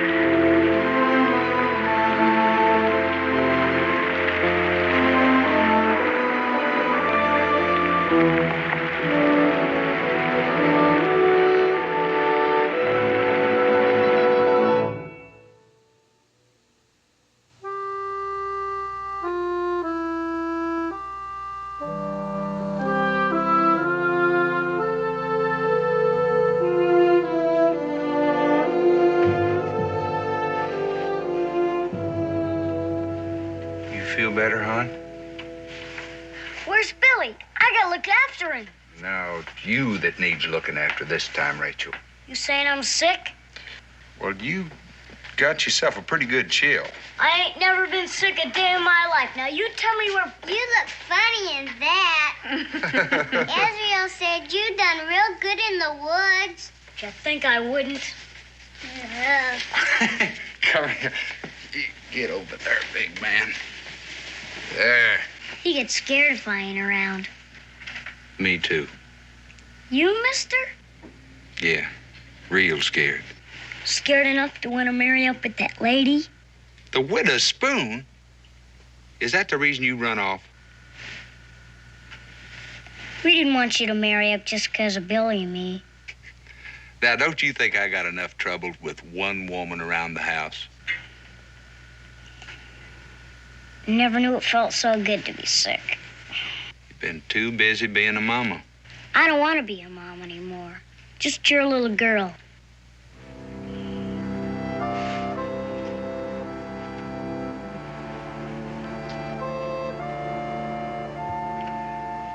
We want you to be our papa.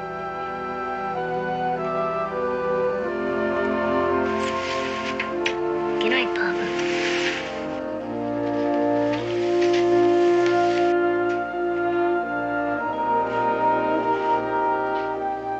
Yeah. Yeah. Did you hear what she called me? She called me Pop. Well, what else would you call someone who's keeping a family together? Uh-huh.